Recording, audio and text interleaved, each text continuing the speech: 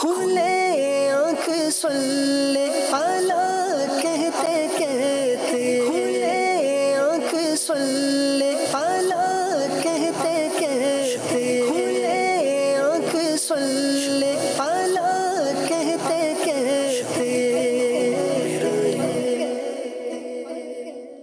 الحمدللہ رب العالمین والصلاة والسلام علی خاتم النبیین، اما بعد فاعوذ باللہ من الشیطان الرجیم، بسم اللہ الرحمن الرحیم۔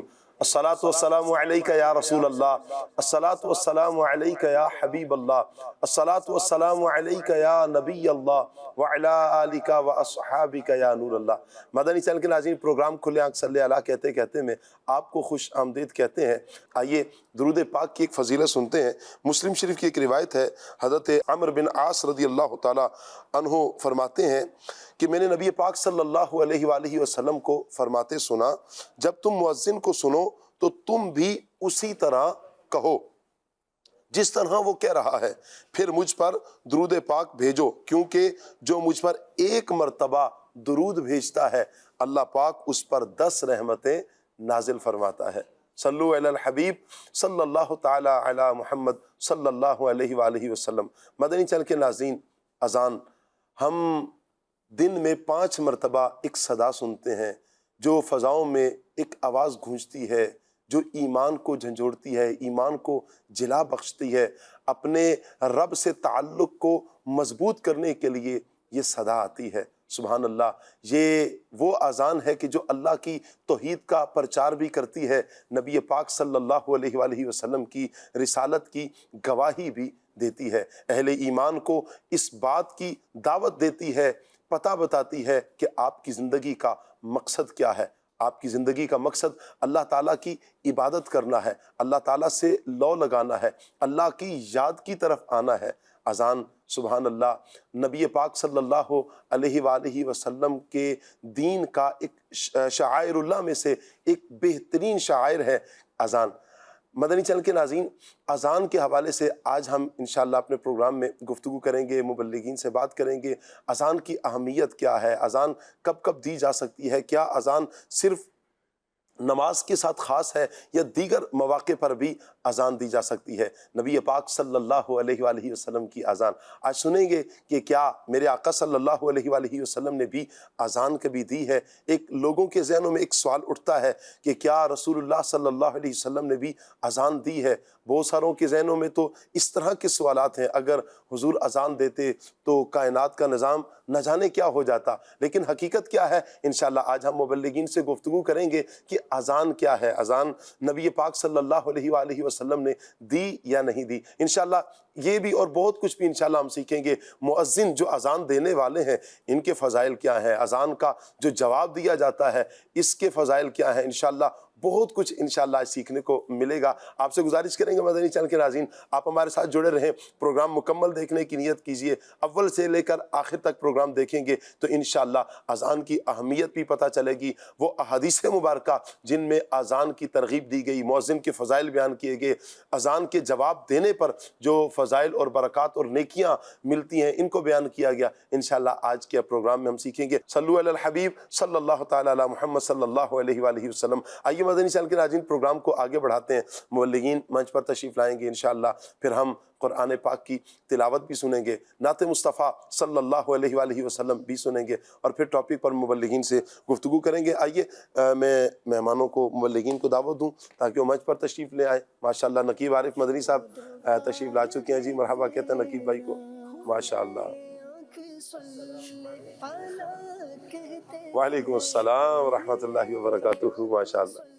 کیسے ہیں آپ؟ ٹھیک ہے، مرحبا مرحبا۔ نور عالم بھائی، نور عالم مدنی، وعلیکم السلام ورحمۃ اللہ، کیسے نور عالم بھائی؟ الحمد ٹھیک ہے ماشاءاللہ۔ فصیح الدین بھائی کی بھی زیارت ہو رہی ہے جی، مرحبا۔ راشد نور بھائی کی بھی زیارت ہو رہی ہے، مرحبا کہتے ہیں جی۔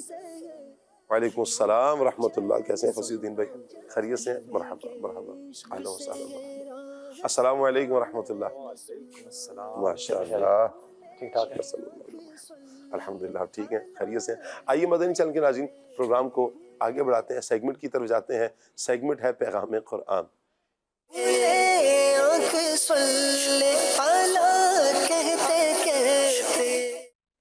أعوذ بالله من الشيطان الرجيم میں اللہ تعالیٰ کی پناہ میں آتا ہوں شیطان مردود سے۔ بسم الله الرحمن الرحيم اللہ کے نام سے شروع جو نہایت مہربان رحم والا۔ يا أيها الذين آمنوا اتقوا الله وذروا ما بقي من الربا إن كنتم مؤمنين فإن لم تفعلوا فأذنوا بحرب من الله ورسوله وَإِن تُبْتُمْ فَلَكُمْ رُؤُوسُ أَمْوَالِكُمْ لَا تَظْلِمُونَ وَلَا تُظْلَمُونَ۔ اے ایمان والو اللہ سے ڈرو اور چھوڑ دو جو باقی رہ گیا ہے سود اگر مسلمان ہو، پھر اگر ایسا نہ کرو تو یقین کر لو اللہ اور اللہ کے رسول سے لڑائی کا، اور اگر تم توبہ کرو تو اپنا اصل مال لے لو، نہ تم کسی کو نقصان پہنچاؤ نہ تمہیں نقصان ہو۔ وَإِن كَانَ ذُو عُسْرَةٍ فَنَظِرَةٌ إِلَى مَيْسَرَةٍ وَأَن تَصَدَّقُوا خَيْرٌ لَكُمْ إِن كُنتُمْ تَعْلَمُونَ وَاتَّقُوا يَوْمًا تُرْجَعُونَ فِيهِ إِلَى اللَّهِ ثم توفى كل نفس ما كسبت وهم لا يظلمون۔ اور اگر قرض دار تنگی والا ہے تو اسے مہلت دو آسانی تک، اور قرض اس پر بالکل چھوڑ دینا تمہارے لیے اور بھلا ہے اگر جانو، اور ڈرو اس دن سے جس میں اللہ کی طرف پھرو گے اور ہر جان کو اس کی کمائی پوری بھر دی جائے گی اور ان پر ظلم نہ ہوگا۔ يا أيها الذين آمنوا إذا تداينتم بدين إلى أجل مسمى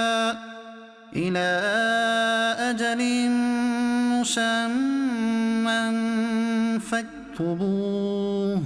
اے ایمان والو جب تم ایک مقرر مدت تک کسی دین کا لین دین کرو تو اسے لکھ لو۔ وَلْيَكْتُبْ بَيْنَكُمْ كَاتِبٌ بِالْعَدْلِ وَلَا يَأْبَ كَاتِبٌ أَن يَكْتُبَ كَمَا عَلَّمَهُ اللَّهُ فَلْيَكْتُبْ وَلْيُمْلِلِ الَّذِي عَلَيْهِ الْحَقُّ وَلْيَتَّقِ اللَّهَ رَبَّهُ وَلَا يَبْخَسْ مِنْهُ شَيْئًا۔ اور چاہیے کہ تمہارے درمیان کوئی لکھنے والا ٹھیک ٹھیک لکھے، اور لکھنے والا لکھنے سے انکار نہ کرے جیسا کہ اسے اللہ نے سکھایا ہے، تو اسے لکھ دینا چاہیے، اور جس پر حق آتا ہے وہ لکھاتا جائے، اور اللہ سے ڈرے جو اس کا رب ہے، اور حق میں سے کچھ رکھ نہ چھوڑے۔ فَإِن كَانَ الَّذِي عَلَيْهِ الْحَقُّ سَفِيهًا أَوْ ضَعِيفًا أَوْ لَا يَسْتَطِيعُ أَن يُمِلَّ هُوَ فَلْيُمْلِلْ وَلِيُّهُ بِالْعَدْلِ وَاسْتَشْهِدُوا شَهِيدَيْنِ مِنْ رِجَالِكُمْ فَإِن لَّمْ يَكُونَا رَجُلَيْنِ فَرَجُلٌ وَامْرَأَتَانِ مِمَّن تَرْضَوْنَ مِنَ الشُّهَدَاءِ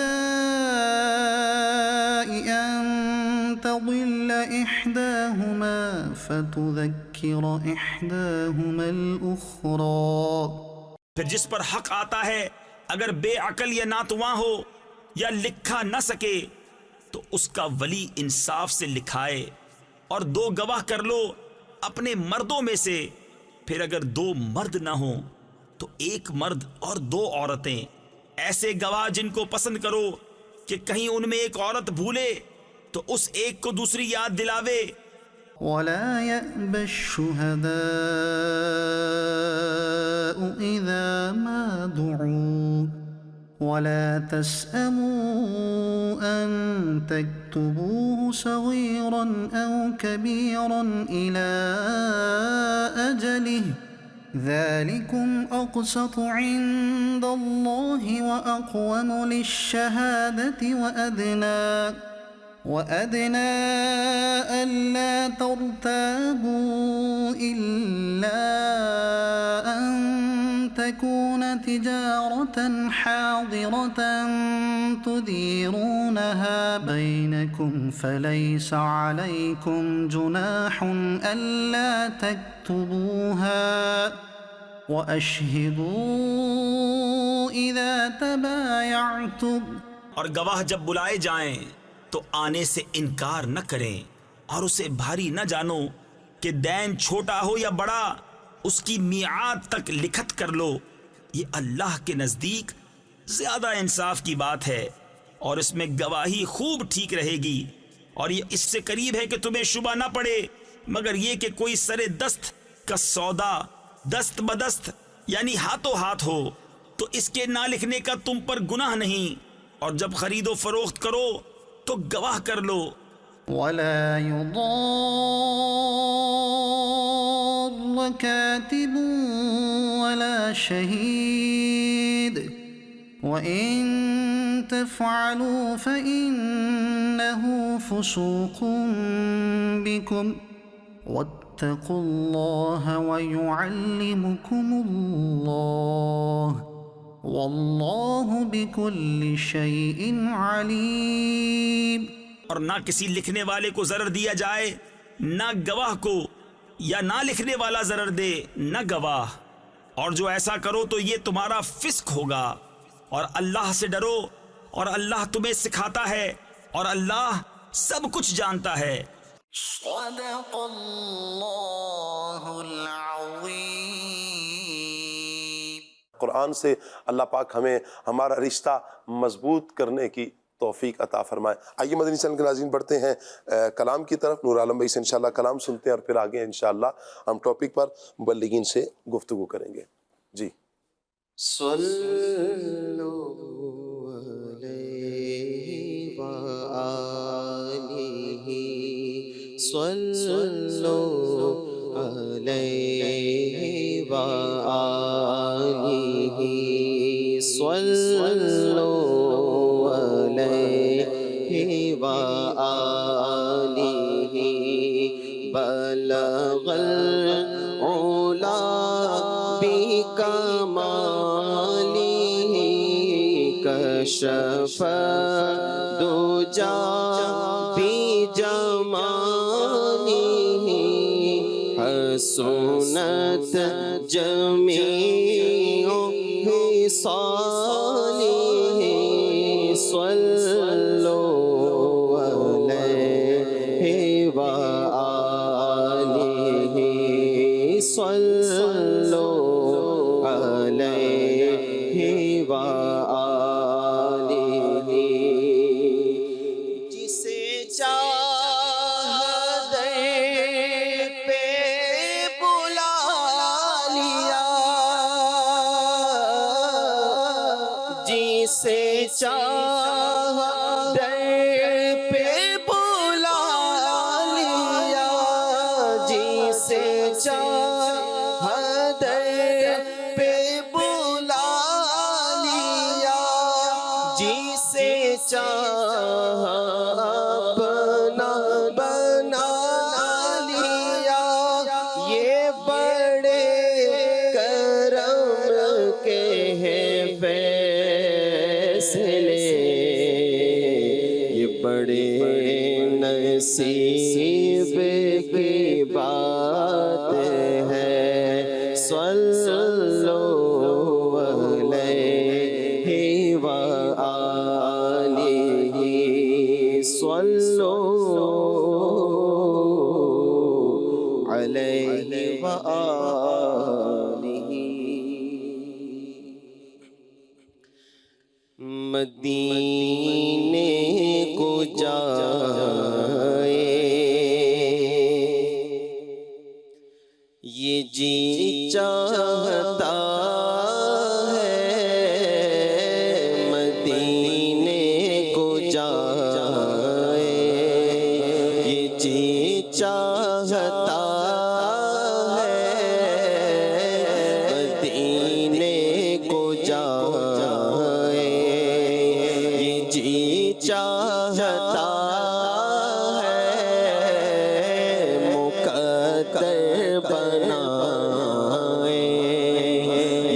جی چاہتا ہے مقدر بنائے مجھے بلا لو شہر مدینہ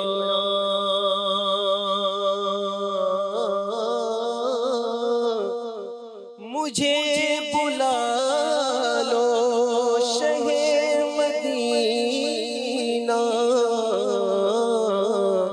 یہ ہجر کا غم ستا رہا ہے میں در پہ آؤں یہی تو ارمان دل میں طوفان مچا رہا ہے مقدر بنائے یہ جی چاہتا ہے مقدر بنائے وہ مدینہ جو کونین کا تاج ہے جس کا دیدار مومن کی معراج ہے زندگی میں خدا ہر مسلمان کو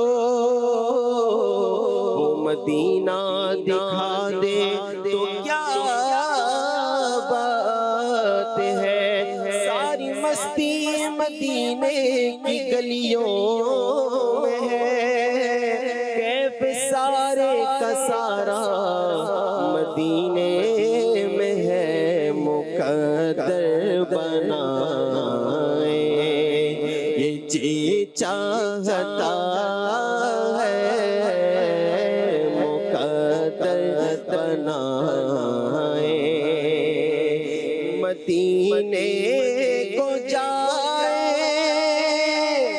یہ جی چاہتا مدینے کو جائے یہ جی چاہتا ہے مقدر بنائے یہ جی چاہتا ہے مقدر بنائے اور مدینے کے آقا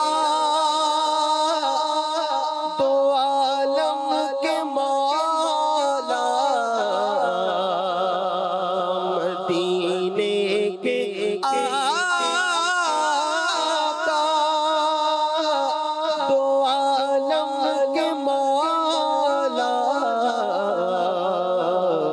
تیرے پاس آئے یہ جی چاہتا ہے تیرے پاس آئے یہ جی چاہتا ہے مقدر بنائے یہ جی چاہتا ہے مدینے کو جائے اور محمد کی باتیں محمد کی سیرت محمد کی باتیں محمد کی سیرت سنے اور سنائے ہاں سنے اور سنائے یہ جی چاہتا ہے سنے اور سنائے یہ جی چاہتا ہے مدینے کو جائے اور در پاک کے سامنے دل کو تھامے در پاک کے سامنے دل کو تھامے ارے کرے ہم دعائیں کرے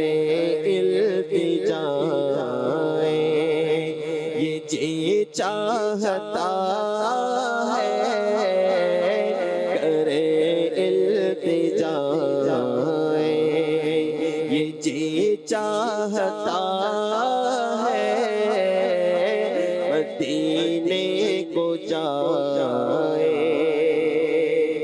اور دلوں سے جو نکلی دیار نبی میں، دلوں سے جو نکلی دیار نبی میں، پھر سنے وہ صدائیں، ہاں سنے پھر صدائیں، یہ جی چاہتا ہے سنے وہ صدائیں، یہ جی چاہتا ہے مدینے کو جائے، یہ جی چاہتا ہے مقدر بنائے، اور پہنچ جائے بہزاد جب ہم مدینے، پہنچ جائے بہزاد جب ہم مدینے، تو خود کو نہ پائے، ہاں تو خود کو نہ پائے، یہ جی چاہتا ہے تو خود کو نہ پائے، یہ جی چاہتا ہے مدینے کو جائے، یہ جی چاہتا ہے مقدر بنائے، یہ جی چاہتا ہے۔ سبحان اللہ، سبحان اللہ، سبحان اللہ۔ مدنی چینل کے ناظرین، جب اندھیروں میں روشنی کی کرن پھوٹتی ہے تو سکون ملتا ہے، اسی طرح جب دل غفلت میں ڈوب جاتا ہے اور ایک صدا آتی ہے، وہ صدا اللہ اکبر اللہ اکبر، یہ صدا سن کر دل کو قرار نصیب ہوتا ہے، دل کو چین نصیب ہوتا ہے۔ یوں کہیں کہ دل جب غفلت کے اندھیرے میں ڈوبتا ہے پھر بے قراری ہوتی ہے، اور جیسے ہی اذان کی آواز ہمارے کانوں میں ٹکراتی ہے تو دل کو نور بخشتی ہے۔ دنیا کے ہنگامے، کاروبار کی دوڑ، زندگی کی مصروفیت، ان سب میں ایک آواز ہمیں روک کر یاد دلاتی ہے اصل ضرورت اللہ کی بارگاہ میں حاضری ہے، اللہ کی بارگاہ میں حاضر ہونا ہے۔ وہ آواز اللہ اکبر اللہ اکبر کی صدائیں ہیں، یہ ایک ایسی پکار ہے کہ جو انسان کو اپنے رب کے ساتھ جوڑ دیتی ہے۔ اور کبھی مدینہ پاک کی فضاؤں میں، کبھی جنگ کے میدانوں میں، ہر جگہ یہی آواز بلند ہو رہی ہے۔ یہ وہ صدا ہے جو بغیر رکے پوری کائنات میں گونج رہی ہے، اور یہ صبح قیامت تک گونجتی رہے گی۔ میں چاہوں گا نقیب بھائی، یہ صدا جو پوری دنیا میں بحمد اللہ 1500 سال سے چل رہی ہے، صبح قیامت تک چلتی رہے گی، یہ کہاں سے شروع ہوتی ہے صدا؟ پورا یعنی دن کی جب ابتدا ہوتی ہے، کہاں سے ہوتی ہے یہ صدا شروع، اور پھر یہ کیسے پورا دن چلتی رہتی ہے صدا؟ کچھ فرمائیں آپ۔ بسم اللہ الرحمن الرحیم۔ جب روئے زمین پہ پہلے انسان حضرت آدم علیہ السلام آئے تو حضرت جبریل امین نے زمین پہ اتر کے ان کے سامنے یہی آواز بلند کی، اذان، اور یہ کلمات حضرت آدم علیہ السلام کے سامنے دہرائے گئے، اور ان کے سامنے نبی پاک صلی اللہ علیہ وسلم کا تعارف بھی ذکر کیا گیا ہے۔ اذان ایک اعلیٰ عبادت ہے، اور یہ اسلام کا وہ مرکزی اور مین شعار ہے کہ اس میں دین اسلام کا ایک طرح سے خلاصہ موجود ہے۔ اگر ہم قرآن کو بھی دیکھتے ہیں تو قرآن میں 3 بنیادی عقیدے ہیں. جی. ایک عقیدہ توحید، دوسرا عقیدہ رسالت، اور تیسرا قیامت کہ اٹھایا جائے گا مرنے کے بعد اور حساب کتاب ہوگا. تو نبی پاک صلی اللہ علیہ وسلم نے یہ جو طریقہ امت کو دیا ہے اور فرشتے نے آ کے اذان خواب میں صحابی کو سکھائی ہے، اس میں یہ تینوں عقیدوں کا ذکر بار بار ہوتا ہے. جی. اور حضرت حسان بن ثابت رضی اللہ تعالی عنہ نے نبی پاک صلی اللہ علیہ وسلم کی یہ شان ذکر کی کہ ضم الالہ اسم النبی صلی اللہ علیہ وسلم الی اسمہ اذا قال المؤذن، کہ مؤذن 5 مرتبہ اذان میں نبی پاک صلی اللہ علیہ وسلم کا نام لیتا ہے، اور اللہ نے اپنے نام کے ساتھ نبی پاک کے نام کو ملا دیا ہے. واہ. یہ حضرت حسان بن ثابت نے حضور کی نعت پڑھی ہے. واہ. اب پوری اذان کو دیکھیں تو 2 ہستیوں کا نام اذان میں آتا ہے. جی. حضرت نبی رحمت صلی اللہ علیہ وسلم اور نبی پاک کے رب تعالیٰ کا نام اذان میں ہے. اللہ اور محمد، یہ 2 مبارک نام اذان میں لیے جاتے ہیں. اگر ہم پورے کرۂ ارض کو دیکھیں، زمین کے پورے نقشے کو دیکھیں، تو زمین کے مشرق کی طرف سے اذان کا سلسلہ شروع ہوتا ہے، جیسے فجی سے اذان فجر شروع ہوتی ہے. اس کے بعد انڈونیشیا میں اگر دیکھیں تو اذان فجر کا وقت ہوتا ہے. انڈونیشیا مختلف جزیروں پہ واقع ایک ملک ہے، اور اس کے اندر مختلف جزیرے ہیں، جیسے اس کے ایک جزیرے کا نام جاوا ہے، سماٹر ہے جسے سماٹرا بھی کہا جاتا ہے، بورنیو ہے، سیلز ہے. سب سے پہلے فجر کی اذان اس کے مشرقی جزیرے سیلز میں ہوتی ہے. فجر کی اذان بلند ہوتی ہے اور ہزاروں مؤذنین اللہ اور اس کے رسول کا نام ان فضاؤں میں بلند کرتے ہیں. اس کے بعد یہ اذان کا سلسلہ جاری رہتا ہے، اور جکارتا کے اندر اذان فجر کا وقت ہوتا ہے. یہ کم و بیش سماٹرا تک پہنچنے میں 1.5 گھنٹہ یہ مسلسل اذان ہوتی رہتی ہے. اسی وقت میں ملایا کے اندر فجر کی اذان کا وقت ہوتا ہے. ملایا کے بعد برما کے اندر فجر کی اذان کا وقت ہوتا ہے. آگے چلتے جائیں تو پھر ڈھاکہ بنگلہ دیش میں فجر کی اذان کا وقت ہوتا ہے. اس کے بعد کلکتہ کے اندر، کلکتہ سے بمبئی اور کلکتہ سے سری نگر تک آ جائیں، فجر کی اذان کا وقت ہوتا ہے. سری نگر اور سیال کوٹ میں فجر کی اذان کا وقت سیم ہے. ایک ہی وقت میں مؤذنین اللہ اور رسول کا نام بلند کرتے ہیں. سیال کوٹ کے سے کراچی اور گوادر تک اگر آ جائیں تو تقریباً 40 سے 45 منٹ کا ڈیفرنس آتا ہے، اور اس عرصے میں پاکستان کے اندر اذانیں گونجتی ہیں. اور اس کے بعد افغانستان، مسقط اور عرب امارات کے اندر اذان فجر کا وقت ہوتا ہے. پھر اگر آپ دوسرے شمال کی طرف چلے جائیں تو اس طرف اذان فجر کا وقت ہوتا ہے، اور لیبیا تک، تیونس تک اذان فجر کا وقت ہوتا ہے. تقریباً 9.5 گھنٹے تک لگاتار فجر کی اذان چلتی رہتی ہے. ادھر آخری فجر ہو رہی ہوتی ہے، واپس فجی اور انڈونیشیا میں ظہر کا وقت ہو جاتا ہے. ظہر ابھی کلکتہ تک نہیں پہنچتی کہ واپس انڈونیشیا اور فجی میں عصر کا وقت ہو جاتا ہے. عصر ابھی جکارتا سے کراس نہیں کرتی کہ واپس وہاں مغرب کا وقت ہو جاتا ہے.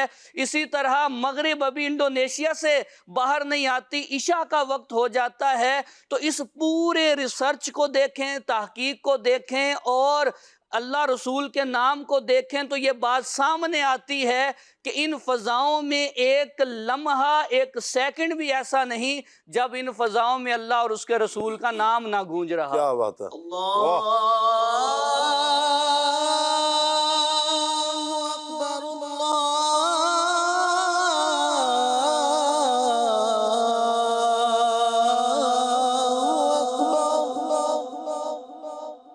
سبحان اللہ، سبحان اللہ. یہ صدائیں، یہ آواز، یہ پیارے نام اللہ پاک کا اور اللہ کے رسول صلی اللہ علیہ وآلہ وسلم کا پورا دن. آپ صرف ایک اذان کو ہم نے لیا ہے مدنی چینل کے ناظرین، اور یہ پورا دن یعنی 24 گھنٹے لگاتار یہ اذان ہوتی رہتی ہے. پھر اذان کے بعد اقامت ہے، اقامت کے بعد قرات ہے، نماز ہے.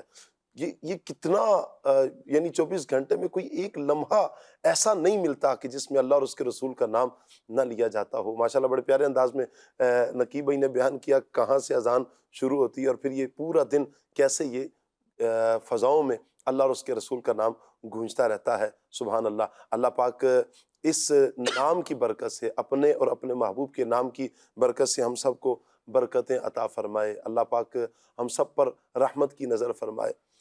مدنی چینل کے ناظرین، ٹاپک کی طرف ہم آئیں گے. نبی پاک صلی اللہ علیہ وآلہ وسلم کی اذان آج ہمارا ٹاپک ہے. نور عالم بھائی سے ایک سوال کر لوں اگر اجازت دیں. نور عالم بھائی جی، کتنی طرزوں میں آپ اذان دے سکتے ہیں؟ اس طرح کنفرم یاد نہیں ہے، جیسے ذہن میں آتی رہے. اچھا، بناتے رہتے ہیں ویسے؟ نہیں، پھل بدی. اچھا ٹھیک ہے. اندازاً کوئی 2 4 5 6؟ 4 سے 5. اچھا ماشاء اللہ. اللہ تعالیٰ آپ کو برکتیں عطا فرمائے جی. مرحبا. راشد بھائی اللہ آپ کو سلامت رکھے. میں چاہوں گا کہ اذان کیا ہے اور پھر اس کی اہمیت پر آپ کچھ ارشاد فرمائیں. بسم اللہ الرحمن الرحیم. اذان کے سب سے پہلے تو معنی کو سمجھنا ضروری ہے. معنی سمجھ آ جائیں تو پھر اذان کی اہمیت، اذان کا مقصد، اذان کے فضائل اور اذان دینے والے مؤذن کے دنیا اور آخرت میں فضائل کیا ہیں، برکتیں اسے کیا ملتی ہیں، یہ سارا سمجھنا پھر آسان ہو سکتا ہے. اذان کا جو لغوی معنی ہے، لغت میں چونکہ اذان ایک عربی زبان کا لفظ ہے، اس کا معنی ہے اعلان کرنا، آگاہ کرنا، متوجہ کرنا. گویا اذان دینے والا یہ اس بات کا اعلان کرتا ہے کہ اے مسلمانوں، نماز کا وقت ہو چکا ہے، ان کو متوجہ کر دیتا ہے. اور اذان جو ہے یہ مخصوص کلمات کا ایک مجموعہ ہے کہ جو اس بات کا اظہار ہوتا ہے کہ اب نماز کا وقت ہو چکا ہے، لہذا ایمان والوں کو چاہیے، مردوں کو چاہیے کہ نماز کے لیے مسجد کی طرف روانہ ہو جائیں.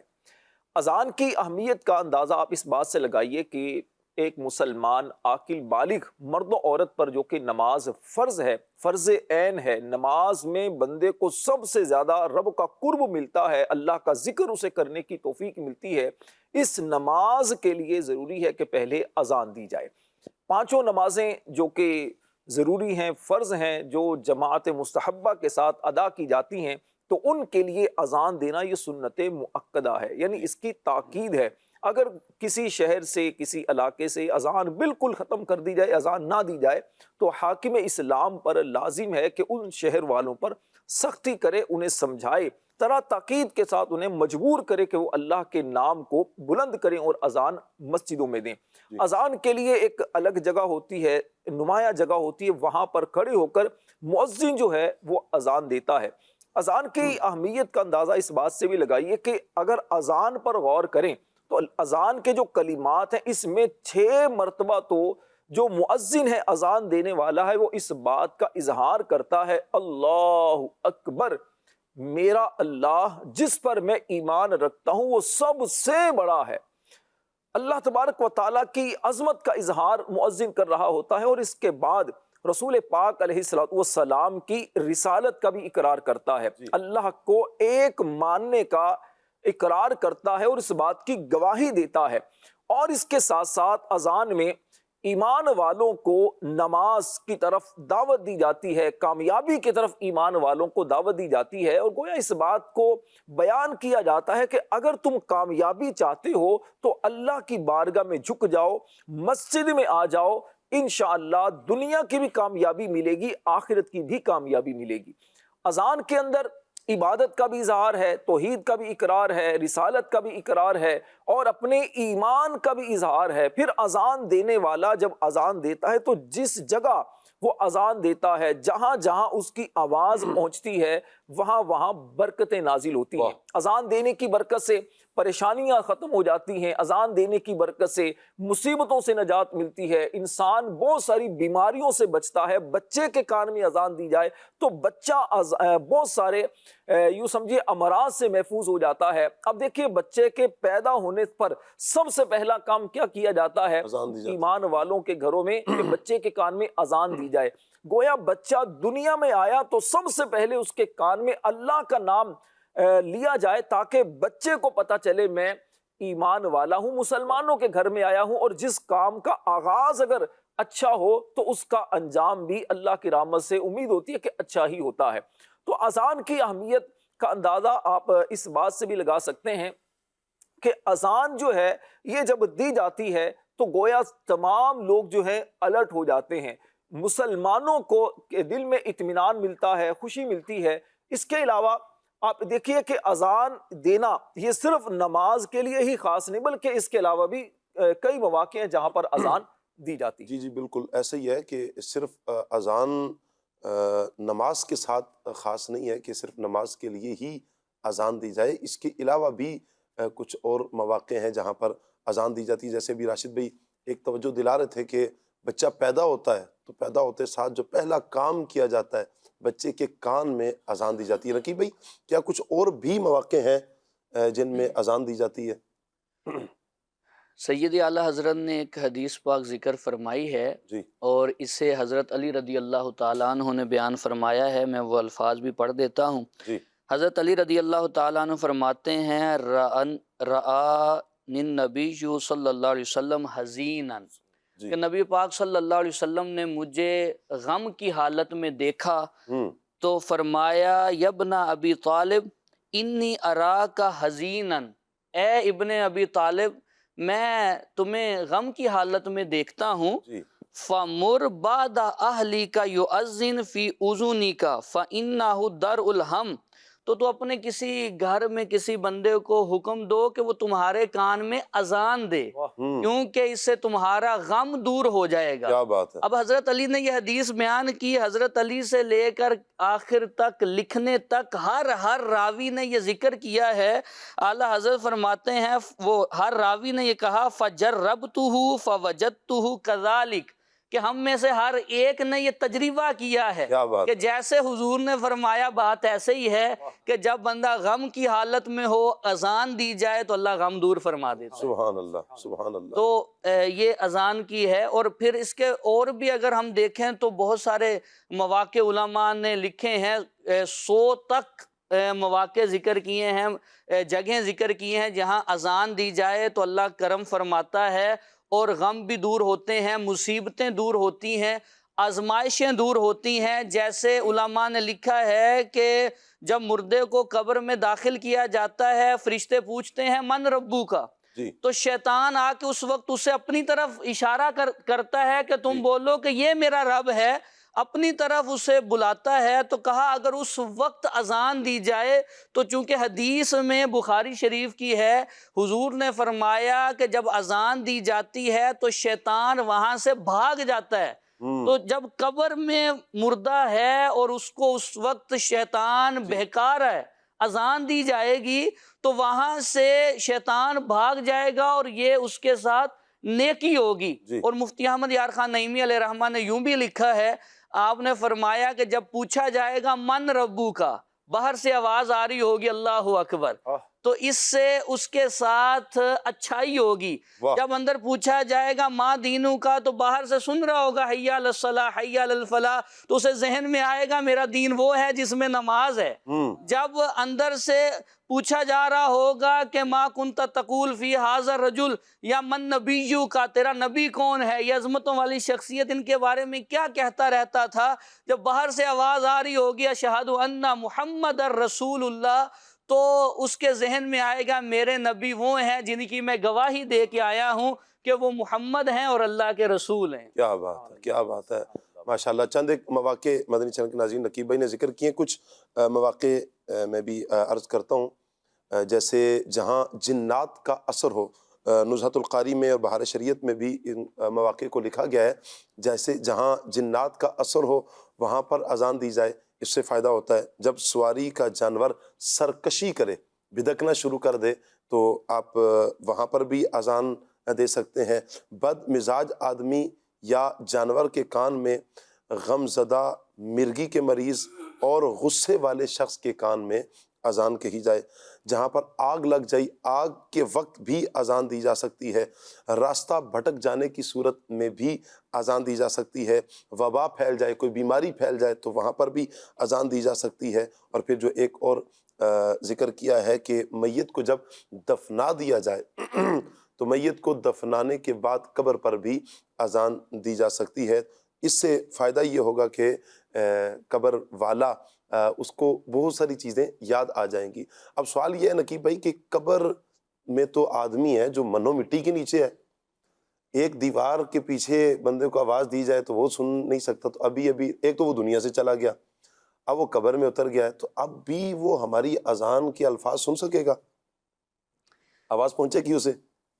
اللہ تبارک و تعالی چاہے تو جہاں سے کسی کو سنوا دے۔ جی ایک حدیث مبارک ہے جس میں مزید بات کی گنجائش ہی نہیں رہے گی۔ جی نبی رحمت صلی اللہ علیہ وسلم نے فرمایا جب مردے کو قبر میں رکھ دیا جاتا ہے، وہ قبر میں منو مٹی کے نیچے ہوتا ہے، قبر میں رکھ دیا جاتا ہے، تو وہ قبر کے باہر جو لوگ ہیں ان کے قدموں کی آہٹ کو بھی سنتا ہے، اللہ اکبر، کہ قدم کی آہٹ بھی محسوس کرتا ہے کہ یہ کیا ہے۔ جی تو اور حدیثوں میں یوں بھی ہے کہ لوگ گفتگو کرتے ہیں آپس میں، جی اور یہ سب سن رہا ہوتا ہے، اور یہ بھی ہے کہ اس وقت جو لوگ گفتگو کر رہے ہیں یہ جواب تو نہیں دے رہا، زیادہ سن رہا ہے، بلکہ حضرت عمر رضی اللہ تعالیٰ عنہ والی وہ حدیث مبارک کہ جب نبی پاک صلی اللہ علیہ وسلم نے بدر میں کافروں کو پھینک دیا کنویں کے اندر، تو آپ نے ان سے کلام فرمایا، جی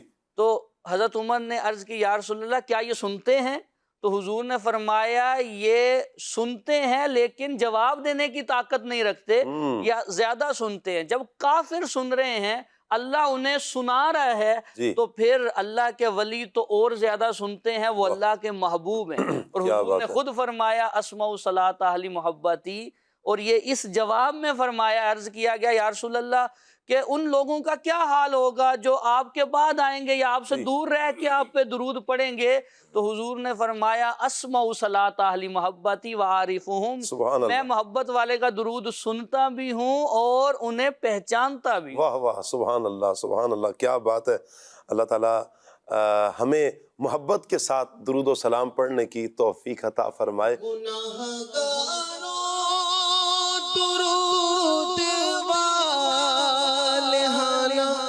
بھیج کر دیکھو وہ اپنے امتی کا نغمہ کردار سنتے ہیں، وہ اپنے امتی کا نغمہ کردار سنتے ہیں۔ سبحان اللہ۔ تو یوں محبت کے ساتھ جب ہم پیارے آقا صلی اللہ علیہ وسلم پر درود پڑھیں گے تو ہمارے آقا تو درود سنتے ہیں، ہم غلاموں کو پھر پہچانیں گے بھی کہ جب نبی پاک صلی اللہ علیہ وسلم پر درود پڑھا جائے۔ میرے آقا صلی اللہ علیہ وآلہ وسلم کی حدیث پاک کا ایک مضمون ہے، حضور فرماتے ہیں میرے حوض کوثر پر کل کچھ قومیں آئیں گی، کل قیامت کے دن میرے حوض کوثر پر کچھ قومیں آئیں گی جنہیں میں کثرت درود کے سبب پہچانوں گا۔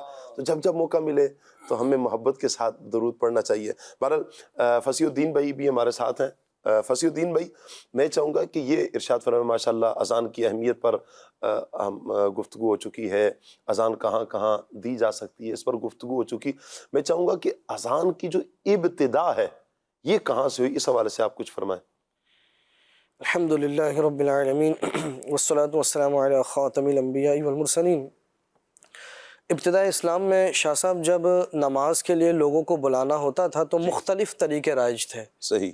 آگ جلا کر، اسی طرح ناقوس وغیرہ بجا کر لوگوں کو بلایا جاتا تھا۔ تو ایک مرتبہ ایک صحابی رسول حضرت سیدنا عبداللہ بن زید انصاری رضی اللہ تعالیٰ عنہ فرماتے ہیں میں نے خواب میں دیکھا کہ ایک شخص ہے جو 2 سبز کپڑے پہنے ہوئے ہیں اور ان کے ہاتھ میں ناقوس ہیں۔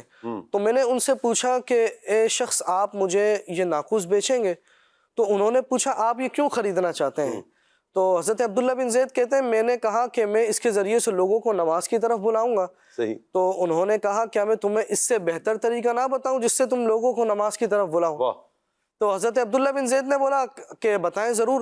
تو اس وقت پھر خواب میں ان فرشتے نے حضرت عبداللہ بن زید انصاری رضی اللہ تعالیٰ عنہ کو اذان کے کلمات سکھائے اور کہا کہ اللہ اکبر اللہ اکبر اللہ اکبر اللہ اکبر اشہد ان لا الہ الا اللہ اشہد ان لا الہ الا اللہ اشہد ان محمد رسول اللہ اشہد ان محمد رسول اللہ حی علی الصلاۃ حی علی الصلاۃ حی علی الفلاح حی علی الفلاح اللہ اکبر لا الہ الا اللہ.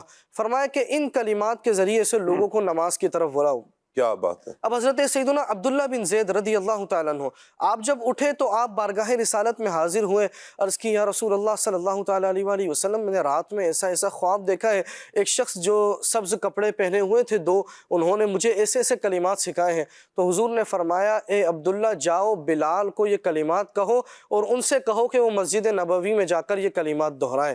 کیوں؟ کیونکہ وہ تم سے زیادہ بلند آواز والے ہیں.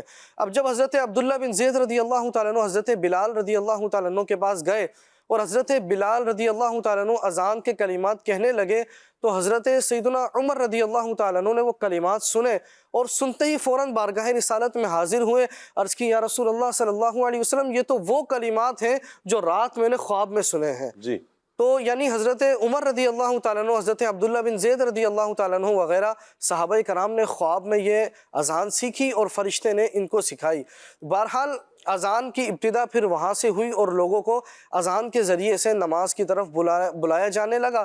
البتہ بات اگر یہ کی جائے کہ سب سے پہلے اذان کس نے دی، جی، تو سب سے پہلے اذان اس وقت دی گئی کہ کائنات میں جب وہ نماز ادا کی گئی کہ نہ پہلے کبھی کائنات نے ایسی نماز دیکھی ہے نہ بعد میں کبھی ایسا دیکھنا نصیب ہوگا. اچھا.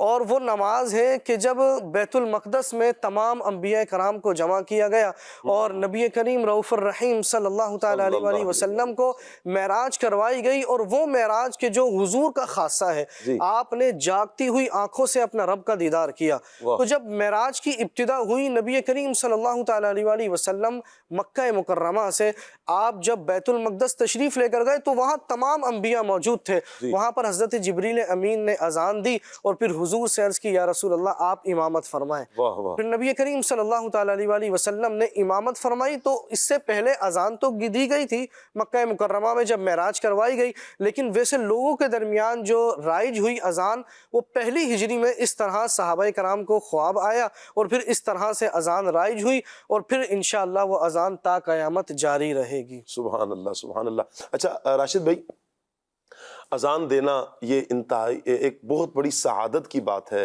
خوش نصیب ہیں وہ افراد کے جو اذان دیتے ہیں اور لوگوں کو نماز کی طرف بلاتے ہیں. یہ کتنا پیارا ایک پیغام ہے راشد بھائی کہ لوگوں کو اللہ کی یاد کی طرف بلانا. جیسے ہی مؤذن اللہ اکبر کی صداؤں کے ساتھ بلاتا ہے حی علی الصلاۃ، آ جاؤ نا پھر نماز کے لیے، حی علی الفلاح، آؤ نا پھر کامیابی کی طرف. یہ کتنی پیاری صدائیں ہیں کہ لوگوں کو اللہ کی طرف بلایا جا رہا ہے، اللہ کی یاد کی طرف، اللہ کی عبادت کی طرف بلایا جا رہا ہے. میں چاہوں گا کہ وہ افراد کہ جو اذان دیتے ہیں ان کے کیا فضائل ہیں قرآن و حدیث میں، اس پر کچھ آپ روشنی ڈالیں. دیکھیے اذان دینے والا کس قدر بختور ہے، سعادت مند ہے، خوش قسمت ہے کہ وہ اللہ تبارک و تعالیٰ کی عبادت کے لیے لوگوں کو دعوت دے رہا ہے. ایک نمائندہ ہے مسجد کا رب تبارک و تعالیٰ کی عبادت کی طرف بلانے کا. اور اذان دینے والا جو ہے وہ اس اعتبار سے بھی بہت ہی زیادہ ایک خوش قسمت انسان ہے کہ جس کی آواز سن کر لوگ مسجد کی طرف آتے ہیں.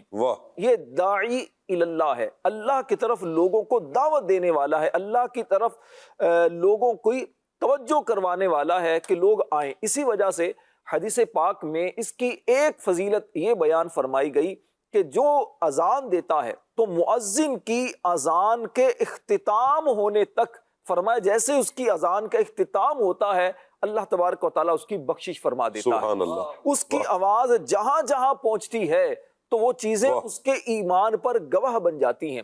ہر خشک و تر چیز اس کی تصدیق کر رہی ہوتی ہے، تو اذان دینے والا جو ہے اس کے بارے میں یہاں تک علماء نے لکھا کہ جب اس کا انتقال ہوگا تو اس کی قبر میں انشاءاللہ الکریم اس کی میت، اس کا جسم جو ہے یہ بھی سلامت رہے گا. کیا بات ہے. مشک عنبر کی خوشبوئیں انشاءاللہ اسے نصیب ہوں گی. لیکن یہ اس طرح کے جتنے بھی فضائل ہیں علماء نے یہ بیان فرمایا کہ یہ اس مؤذن کے لیے ہیں کہ جو بلا معاوضہ اذان دیتا ہے. لیکن اب اس پر اگر کوئی اجرت بھی لیتا ہے اور ثواب کی نیت اگر رکھتا ہے تو انشاءاللہ الکریم اللہ کی رحمت سے امید ہے کہ اسے بھی ان فضائل سے حصہ ملے گا. مؤذن کے فضائل ویسے تو بہت سارے ہیں، میں چند ایک احادیث عرض کرتا ہوں. سرکار دو عالم صلی اللہ علیہ وسلم نے فرمایا اگر لوگ جان لیں کہ اذان اور پہلی صف میں کیا ہے، فرمایا تو پھر ان دونوں سعادتوں کو پانے کے لیے انہیں قرآن اندازی کرنا پڑے تو وہ ضرور کر گزریں. لیکن حقیقی طور پر اس کے فضائل کیا ہیں، اس سے کیا کیا برکتیں ملتی ہیں، یقیناً ہم لوگ نہیں جانتے. اگر جاننے لگیں تو پھر ہماری تمنا ہو کہ ہم اچھے انداز سے اذان دینا سیکھیں اور سعادت سمجھیں.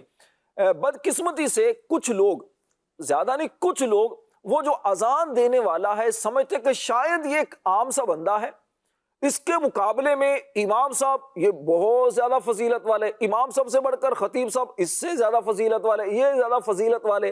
یقیناً اللہ کے ہاں علم والوں کا مرتبہ بہت زیادہ ہے. لیکن لوگوں کا اس طرح ایک انداز رکھنا کہ اذان دینے والے کو ایک عام سا بندہ سمجھ لینا، یہ سراسر نادانی، حماقت ہے. کہ اذان دینے والا آپ دیکھیں تو صحیح، اس کی آواز سن کر آپ مسجد کی طرف آ رہے ہیں. ویسے عام بندوں سے ہٹ کر کچھ تو مرتبہ سے مؤذن کو ملتا ہی ہے. کچھ نہیں جناب، بہت بڑا مرتبہ. لوگوں کی نظر کی بات کر رہا ہوں میں. کچھ نہیں، یقیناً وہ تو ہے.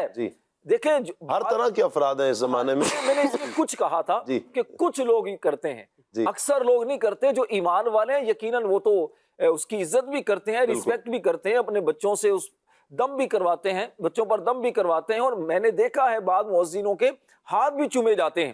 لوگ ان کی خدمت کرنا سعادت سمجھتے ہیں. بالکل. تو بہرحال کہنے کا مقصد یہ ہے کہ اذان دینا بڑی سعادت کی بات، اور اذان دینے والا یہ بڑا سعادت مند انسان ہوتا ہے. تو خاص طور پر جو اہل محلہ ہیں ان سے بھی گزارش کروں گا، اور ان سے بھی خاص طور پر جو مسجد کے نمازی ہیں وہ اپنے مؤذن صاحب کی قدر کیا کریں.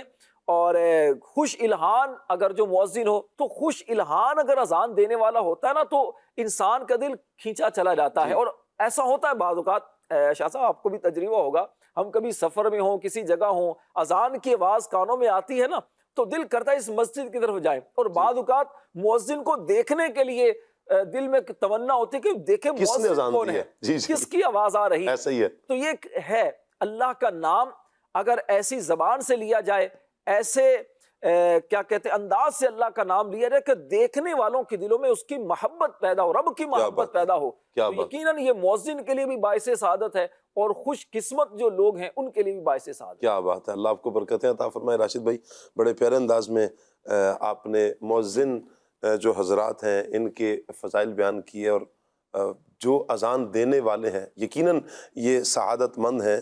حضرت ابن عباس رضی اللہ تعالیٰ عنہ کی روایت کے مطابق کہ جس نے ثواب کی امید پر 7 سال تک اذان دی، اللہ پاک اسے دوزخ سے نجات عطا فرما دے گا. یعنی اس کے لیے دوزخ سے نجات یہ لکھ دی جائے گی. کتنی بڑی سعادت کی بات ہے جو اللہ کی رضا کے لیے اذان دیتے ہیں. یقیناً یہ بہت بڑی سعادت کی بات ہے کہ آپ میں یہاں پر بلا تشبیہ اگر کہوں کہ لوگ کسی کا نمائندہ بن کر جائیں نا، کسی کا نمائندہ دنیاوی اعتبار سے اگر دیکھیں نمائندہ بن کر جائیں تو اسے بھی ایک پروٹوکول دیا جاتا ہے. یہاں پر یہ رب کے نمائندے بن کر، یعنی اس اعتبار سے کہ اللہ کی طرف بلانے والے ہیں، یہ اللہ کی عبادت کی طرف بلانے والے ہیں یہ مؤذن حضرات، اور اللہ کی عبادت کی طرف اللہ کی یاد دلانے والے یہ افراد ہیں. یقیناً یہ سعادت مند ہیں.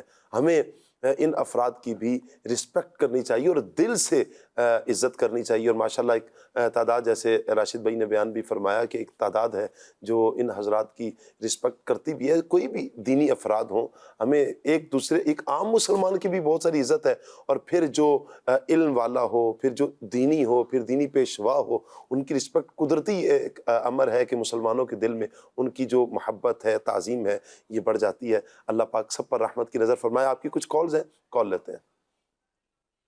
جی یہ میرا سوال شاہ صاحب ثاقب صاحب سے سوال ہے کہ اذان جو ہوتی ہے تو اس کا جواب کس طرح دینا چاہیے، اس کے ذرا بارے میں رہنمائی فرما دیں، جزاکم اللہ خیرا۔ اذان کا جواب کس طرح دینا چاہیے فصیح الدین بھائی؟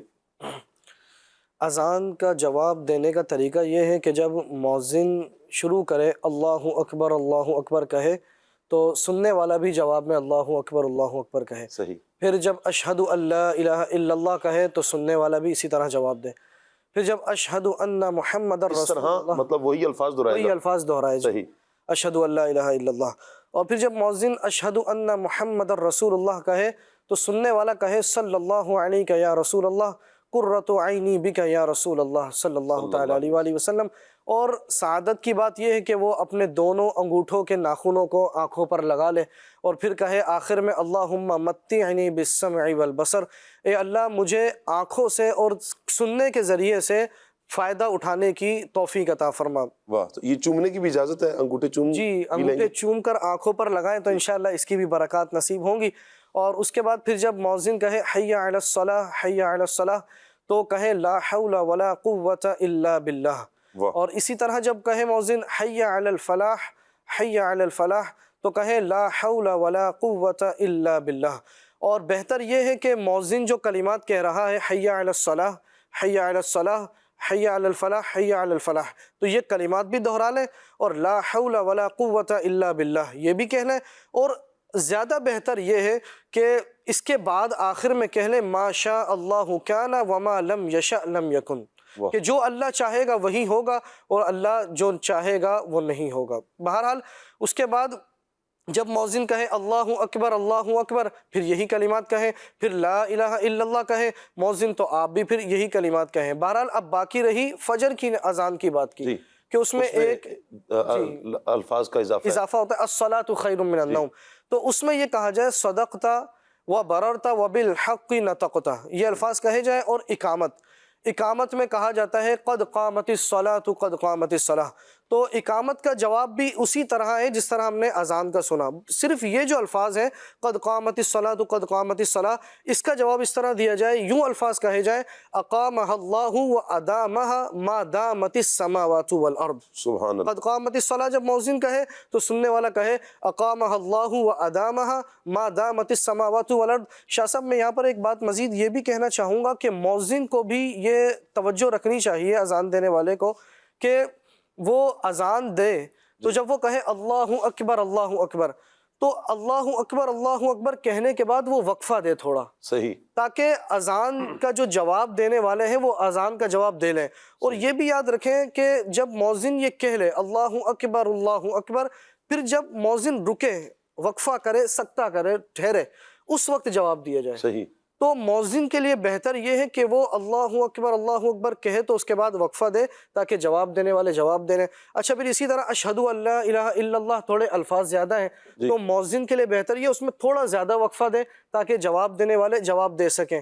اور اگر مؤذن یہ وقفہ نہیں دیتا ہے تو اس اذان کا اعادہ کرنا مستحب ہے، صحیح، کیونکہ اذان کا جواب دینے والوں کو جواب دینے کا ٹائم ہی نہیں ملا، تو لہٰذا مؤذن کو بھی یہ خیال رکھنا چاہیے کہ وہ اذان دینے کے جو الفاظ پورے ہو رہے ہیں اللہ اکبر یہ الفاظ پورے ہوئے تو تھوڑا ٹھہرے، پھر جب یہ کہے اللہ اکبر پھر تھوڑا ٹھہرے، پھر اشہد ان لا الہ الا اللہ کہنے کے بعد تھوڑا ٹھہرے تاکہ جواب دینے والے بآسانی جواب دے سکیں۔ کیا بات ہے، توقف کرے، وقفہ کرے، تھوڑا ٹھہر کر جب اذان دے گا تو اس سے جواب دینے والوں کے لیے بھی آسانی ہوگی۔ کال لیتے ہیں۔ شاہ صاحب میرا یہ سوال ہے، یہ ارشاد فرمائیے گا کہ اذان کس کس موقع پر دی جاتی ہے؟ دوسرا، ماشاءاللہ نور عالم بھائی آج موجود ہیں، اللہ پاک نے ان کو پیاری آواز سے نوازا ہے، اللہ ان کو نظر بد سے بچائے، اور مجھے کوئی کلام سنا دیں۔ صبح طیبہ میں ہوئی بڑھتا ہے باڑا نور کا، جزاک اللہ خیرا۔ آمین آمین۔ آپ کا سوال بعد میں ہم تک پہنچا، لیکن یہ ہے کہ یہ ہم نے بیان کر دیا ہے کن کن مواقع پر اذان دی جا سکتی ہے۔ بہرحال نور عالم بھائی کی طرف آپ کی فرمائش جا چکی ہے، نور عالم بھائی انشاءاللہ کلام لیں گے۔ اگلی کال لیتے ہیں۔ یہ بتائیے گا کہ اذان کے بعد کی دعا اور اس کے فضائل کیا ہیں؟ جزاک اللہ خیرہ۔ جی راشد بھائی، اذان کے بعد کی دعا اور اس کے فضائل۔ دیکھیں، اذان کے بعد کی دعا جو ہے یہ ایک روایت میں ہے کہ جب اذان ہو تو اس کے لیے نبی پاک علیہ الصلوۃ والسلام کے لیے دعا مانگی جائے مقام محمود کی. جی. مقام محمود یہ وہ مقام ہوگا قیامت کے دن جو سرکار دو عالم علیہ الصلوۃ والسلام کو عطا کیا جائے گا کہ جب آپ کا جھنڈا ہوگا اور اس جھنڈے کے نیچے گویا کہ اولین و آخرین آقا کریم علیہ الصلوۃ والسلام کی عظمت بیان کریں گے، آپ کی تعریف و ثنا بیان کریں گے. اذان جب ہو، اذان کو خاموشی اور توجہ کے ساتھ سنا جائے، اس وقت گفتگو وغیرہ نہ کی جائے، دنیاوی بات چیت نہ کی جائے، بلکہ علماء نے لکھا ہے کہ اذان کے دوران بات چیت کرنے سے بات چیت کرنے والے کے ایمان پر خاتمہ نہ ہونے کا اندیشہ ہے. تو لہذا توجہ کے ساتھ اذان کو سنا جائے اور اس کے بعد اللہ کی بارگاہ میں دعا کی جائے. اللہم رب هذه الدعوة التامة والصلاة القائمة آت محمدا الوسیلة والفضیلہ والدرجة الرفیعة وابعثه مقاما محمودا الذی وعدته وارزقنا شفاعته یوم القیامہ انک لا تخلف المیعاد. کیا بات. اللہ کی بارگاہ میں دعا کی جائے اور اس دعا کا ترجمہ بھی یہی ہے کہ یا اللہ پاک، اس کا خلاصہ یہی ہے کہ پیارے آقا علیہ الصلوۃ والسلام کو اے اللہ اس مقام محمود پر فائز فرما جس کا تو نے ان سے وعدہ فرمایا ہے. یقیناً رب تبارک و تعالیٰ تو اپنے پیارے حبیب کو اس مقام محمود پر جلوہ فرمائے گا، اس کا عطا فرمائے گا ہی، لیکن ہمارے دعا مانگنے کا ہمیں فائدہ یہ ہوگا کہ ہمارے دعا مانگنے سے یقیناً ہمیں اس کی بے شمار برکتیں ملنا شروع ہو جائیں گی. لہذا اس کی عادت بنانی چاہیے. اور بعض مساجد میں الحمدللہ عاشقان رسول کی یہ دیکھا جاتا ہے کہ جب وہ اذان کہتے ہیں تو اذان سے پہلے صلاۃ و سلام پڑھتے ہیں، اذان کے بعد پھر صلاۃ و سلام پڑھ کر اللہ کی بارگاہ میں یہ دعا کرتے ہیں. اور جب دعا سے پہلے صلاۃ و سلام پڑھا جائے، نبی پاک علیہ الصلوۃ والسلام کی ذات پر درود پڑھا جائے، تو وہ دعا اللہ کی بارگاہ میں قبول ہوتی ہے. کیا بات. تو اس لیے اپنی عادت میں اس بات کو بھی شامل کرنا چاہیے. بہت شکریہ آپ کا، اللہ آپ کو سلامت رکھے. جی ایک اور کال لیتے ہیں.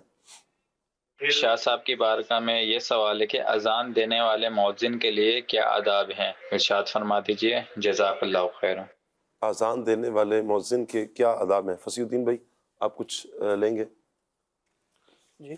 اذان دینے والے مؤذن، جی مؤذن صاحب کے اذان دینے کے آداب. جی سب سے پہلے تو مؤذن صاحب جو اذان دے رہے ہیں ان کو یہ خیال کرنا چاہیے کہ وہ باوضو اذان دیں. صحیح. اور باوضو بامامہ اگر اذان دیں تو مزید فضیلت کی بات ہے. اور پھر اذان میں جو ہم نے یہ بات کہی کہ وہ اتنا وقفہ دیں کہ جواب دینے والا بآسانی جواب دے سکے، ٹھہر ٹھہر کر حروف وغیرہ کی ادائیگی درست کر کے پھر ہی جواب دیں اور با طہارت یعنی باوضو ہو کر اذان دیں. جی جو ایک طریقہ کار ہمارے ہاں رائج بھی ہے، کھڑے ہو کر اذان دی جائے گی، کان پہ ہاتھ، کانوں میں انگلی ڈال کر یہ اذان دی جائے گی، بلند آواز کے ساتھ اذان دی جائے گی، یہ ان سارے لوازمات کا خیال رکھا جائے. ایک اور کال لیتے ہیں.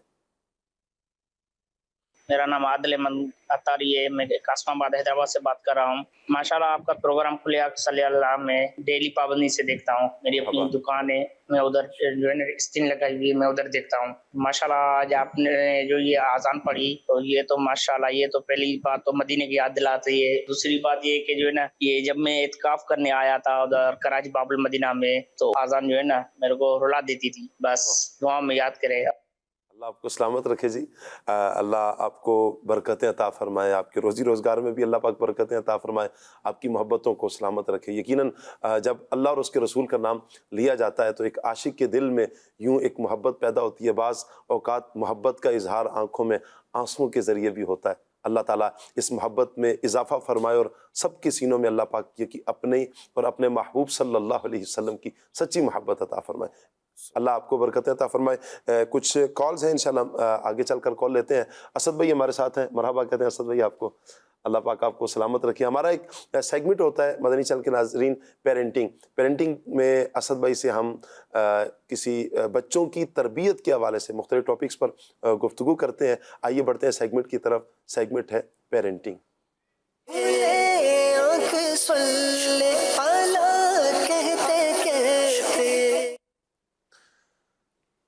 صلو علی الحبیب صلی اللہ تعالی علی محمد صلی اللہ تعالی علیہ وآلہ وسلم. بچوں کی تربیت ایک والدین کی بہت بڑی اہم ذمہ داری ہے، اور والدین اس حوالے سے بہت پریشان رہتے ہیں کہ کیا کیا جائے، کیسے تربیت کی جائے، کیسے سمجھایا جائے اور کیا کیا سمجھایا جائے۔ بعض اوقات والدین کا جذبہ ہوتا ہے، اور تقریباً والدین کا یہ جذبہ ہوتا ہے کہ انہوں نے اپنے بچوں کی اچھی تربیت کرنی ہے، اور ہر والدہ یہی چاہتے ہیں کہ وہ ان کی اولادیں، ان کے بچے اچھے ہوں، معاشرے میں ایک اچھا فرد بن کر وہ سامنے آئیں۔ لیکن تربیت میں کہاں کمی رہتی ہے، کیا معاملات ہوتے ہیں؟ بعض اوقات والدین خود سمجھا نہیں پاتے ہیں، یا پھر انہیں خود اس بات کی حاجت ہوتی ہے کہ پہلے خود سیکھیں کہ سمجھانا کیا ہے اور کس انداز میں سمجھانا ہے۔ یہ ہمارا ایک بہت پیارا ایک سیگمنٹ ہوتا ہے پیرنٹس کے لیے۔ اسد بھائی، آج آپ بچوں کی تربیت کے حوالے سے کس ٹاپک کو لیں گے اور کیا گفتگو فرمائیں گے آپ؟ الحمدللہ رب العالمین والصلاة والسلام علی خاتم النبیین۔ بچوں کی تربیت کے حوالے سے والدین کی ایک بنیادی جو ذمہ داری ہے جی، وہ یہ ہے کہ بچوں میں بہادری کو پیدا کیا جائے۔ جی، ہمارے بچے، ایک مسلمان کا جو بچہ ہے وہ بزدل نہیں ہونا چاہیے، جی، بہادر ہونا چاہیے۔ بہادری کا تعلق بہت حد تک بچپن کے ساتھ بڑا گہرا ہوتا ہے۔ اس کو میں دو اعتبار سے یہاں پر بیان کرنا چاہوں گا۔ ایک تو وہ بزدلی ہے کہ جو افراد کے سامنے بندے کے اندر پیدا ہو جاتی ہے، ایک وہ بزدلی ہوتی ہے کہ جو دیگر اشیاء سے متعلق ہوتی ہے۔ جی، اچھا، جو عمر بڑھتی ہے تو اس کی جو بزدلی ہے یا بہادری ہے وہ زیادہ واضح ہوتی جاتی ہے، لیکن بہت مرتبہ ایسا ہوتا ہے کہ اس کی جو ابتدا ہے بچے کے اندر، وہ ماں باپ یا اس کا جو گھریلو جو ماحول ہوتا ہے اس کا امپیکٹ ہوتا ہے۔ جی، دیکھیے، اگر ہم غور کریں کہ بچہ جب پیدا ہوتا ہے اور چند ماہ کا ہوتا ہے تو اس کو کسی بھی چیز کا خوف نہیں ہوتا، جی، یہاں تک کہ اگر اس کے سامنے انگارہ ہے تو وہ اس کو پکڑنے کے لیے آگے بڑھے گا، اگر سانپ بھی اس کے آس پاس ہوگا تو اس کو پکڑ کے وہ منہ میں ڈالے گا، جی، ایون کہ بلی ہے، کوئی بھی اس کے سامنے کوئی بھی چیز آئے گی تو بچہ بنیادی طور پر بے خوف ہوتا ہے۔ لیکن آہستہ آہستہ جیسے جیسے وہ شعور کی طرف آگے بڑھتا ہے تو مختلف قسم کے خوف اس کے ارد گرد پیدا کیے جاتے ہیں۔ جی، جب بعض جگہوں پر یہ خوف درست بھی ہیں، مثال کے طور پر بچے کے دل میں یہ خوف پیدا کرنا کہ اگر انگارے کو پکڑو گے تو ہاتھ جل جائے گا، تو یہ اچھی بات ہے، ظاہر ہے کہ اس کو ہم بزدلی نہیں کہیں گے، یہ اویئرنیس ہے جو اس کو دینی چاہیے۔ بیٹا، یہ سانپ ہے، یہ کیڑا ہے، اس کو منہ میں نہیں ڈالنا، کہ اگر منہ میں ڈالو گے تو یہ ڈس لے گا۔ اتنی حد تک تو یہ بات درست ہے کہ بچے کو آپ اویئرنیس دیتے ہیں کہ وہ نقصان سے اپنے آپ کو دور رکھے، لیکن اس کے دل کے اندر اویئرنیس ہونا اور خوف ہونا، ان دونوں کے اندر بہت باریک سا فرق ہے جس کا ہمیں لحاظ رکھنا چاہیے۔ صحیح۔ ہمارے بچے کے دل میں جانور کے کاٹنے کا خوف تو ہونا چاہیے، لیکن اس کی وجہ سے اس کو بزدل نہیں ہو جانا چاہیے۔ اب میں اس کی ایک مثال دے دوں کہ بہت سارے بڑی عمر کو پہنچ جاتے ہیں لوگ، خواتین کی اگر بات کریں تو کوئی چھپکلی سے ڈر رہا ہے تو کوئی کاکروچ سے ڈر رہا ہے، ایون کہ کئی ایسے بھی ہم نے لوگ دیکھے کہ بڑی عمر کے ہیں، 18-20 سال کے ہو گئے، گلی کے اندر اگر کتا بیٹھا ہوا ہے تو راستہ بدل لیں گے۔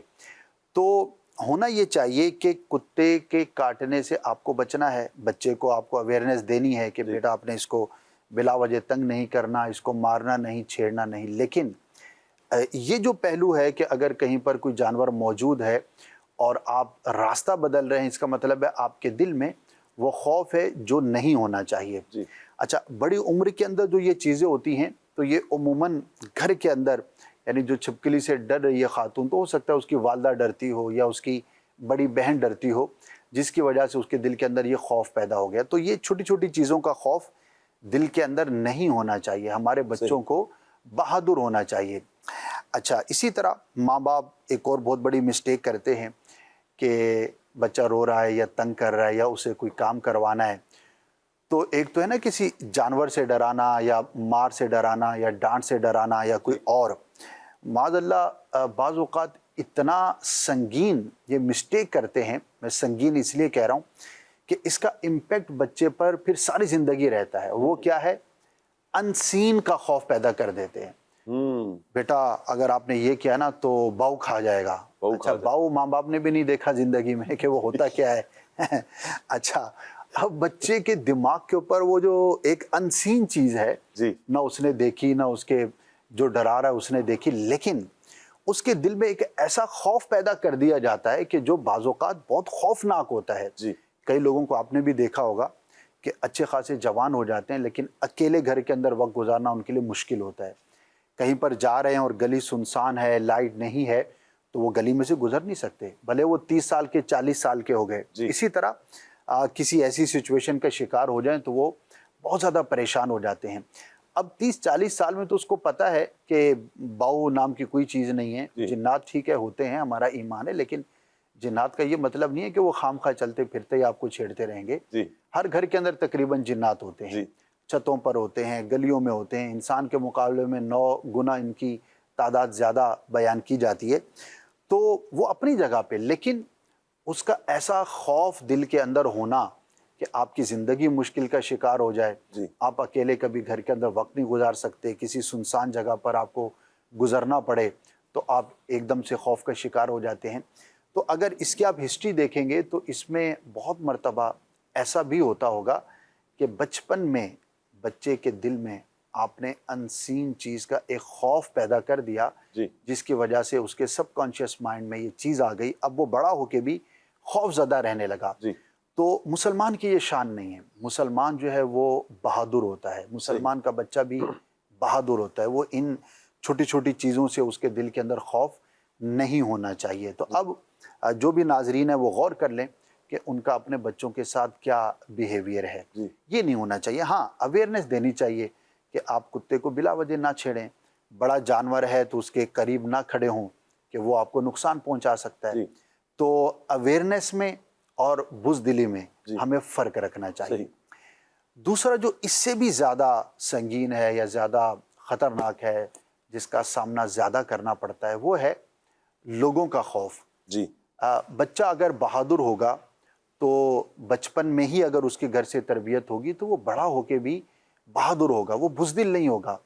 اچھا، اب اپنا حق حاصل کرنا یہ بالکل جائز ہے، اور اپنے حق پر ہوتے ہوئے کسی کو ناحق اپنے اوپر ظلم نہ کرنے دینا یہ بھی بہادری ہے.